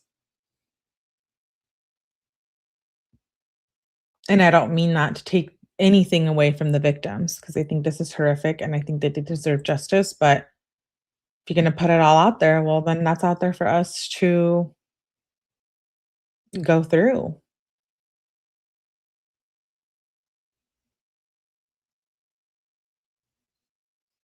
And it's public information, and we are the public.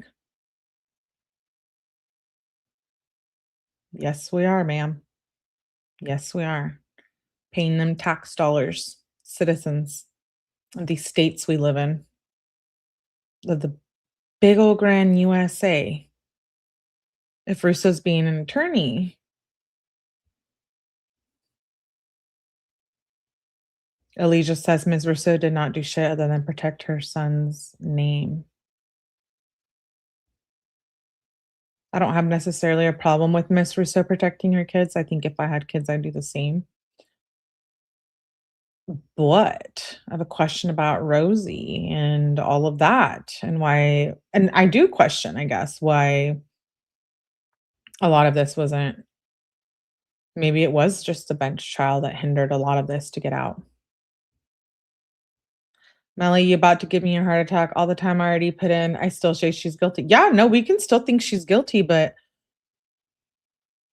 you guys, there's always three sides to every story, right? His, hers, and the truth. And when sometimes people are not here, this is why we do have these documents.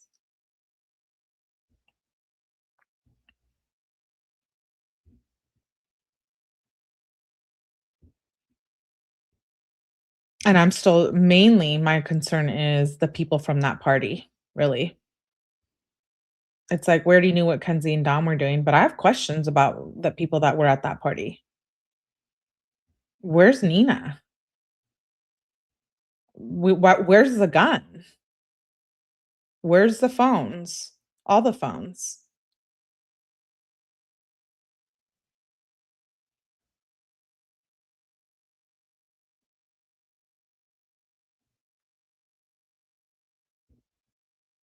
I don't know.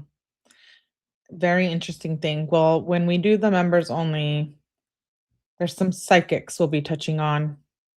And I have some articles for you guys regarding the judicials part of it all.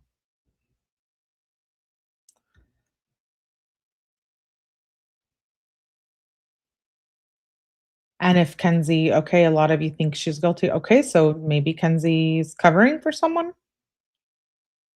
Brujas malvadas. That's kind of where I am, Crash.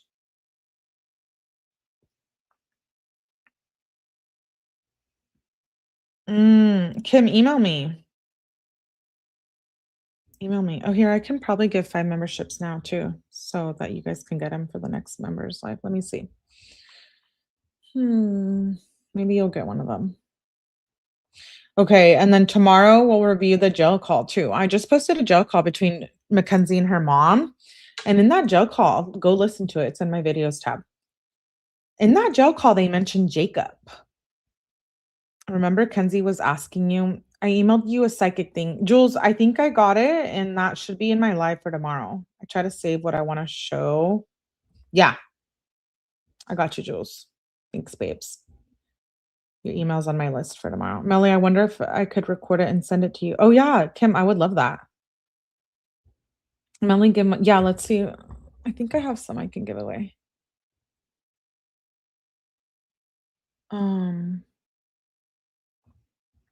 YouTube like gives you them. Let me see if I can give 5 away before we go. Hopefully Kim can get one of them. If not, Kim, if you just make it to the live, the way members work is if you make it to the live and you watch it, then you're good.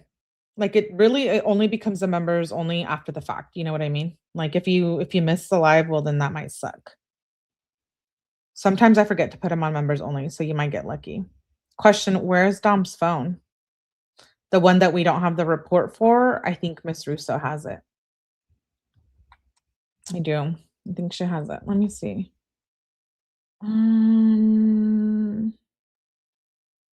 Oh, did I already? Oh, I do. I have 5. Okay, let's see. Let's give some memberships away right now. Please make sure you guys hit the like button. But telling you what I got in the reading would be What time tomorrow? Probably, I'm going to try to go live a little bit earlier tomorrow. I don't have anything planned. So if I do 2 members only tomorrow, then I'll probably start earlier than today. I'll schedule. So just keep checking the channel tonight.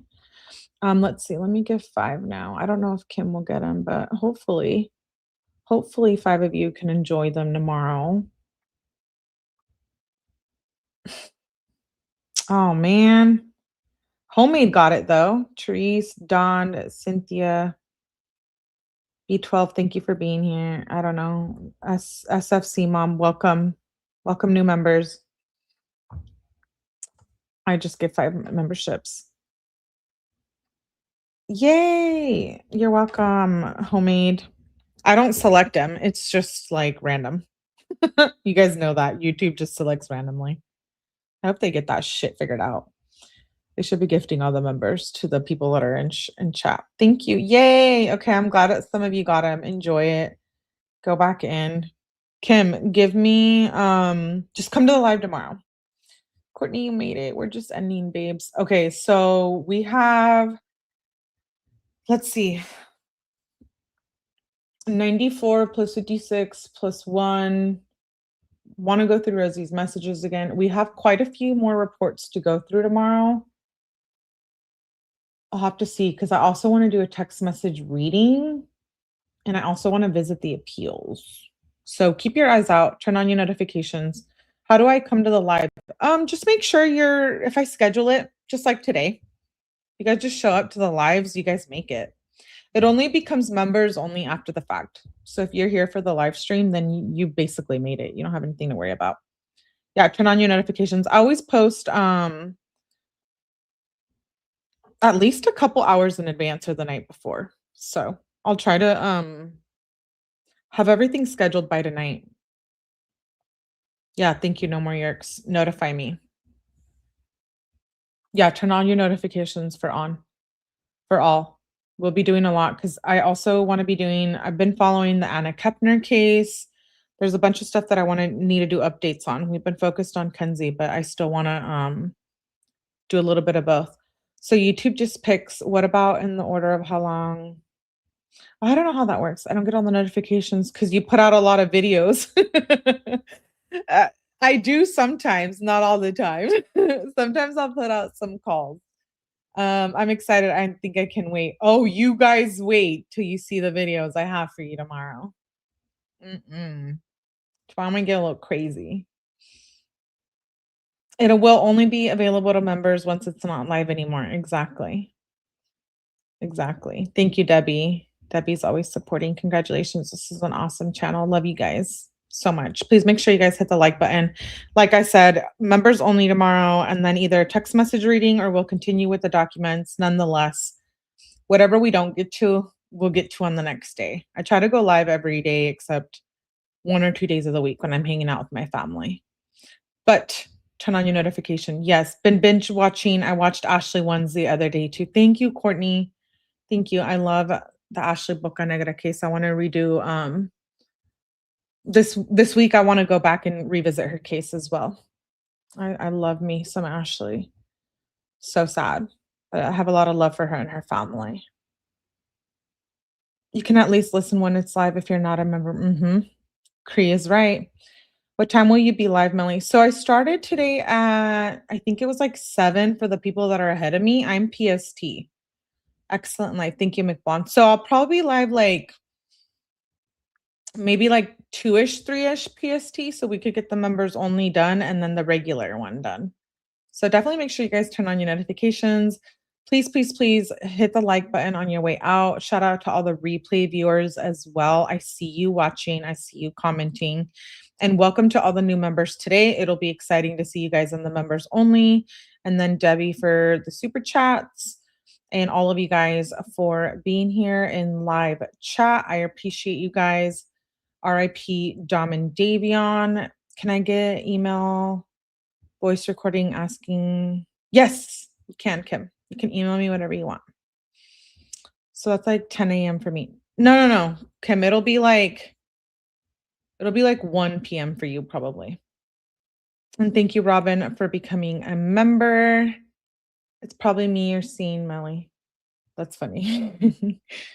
I'll schedule. I like to schedule ahead of time anyways to give at least my mods and everyone a little bit of heads up. I think Kenzie is where she belongs, but we don't need to be blind believers. Thank you, blind believers. That's a good word. Good words. I'm not a blind believer. I like to explore both sides and opinions and stuff because I can live in my own head and I can be selfish. So I like to sometimes step outside of what I believe, whether that's spiritually or whatever. It's nice to get different opinions and different perspectives. And again, thank you, Robin, for becoming a new member. I will see you guys tomorrow. Please make sure you tap that like button on the way out for me. I appreciate you guys, and I'll catch you on the next one.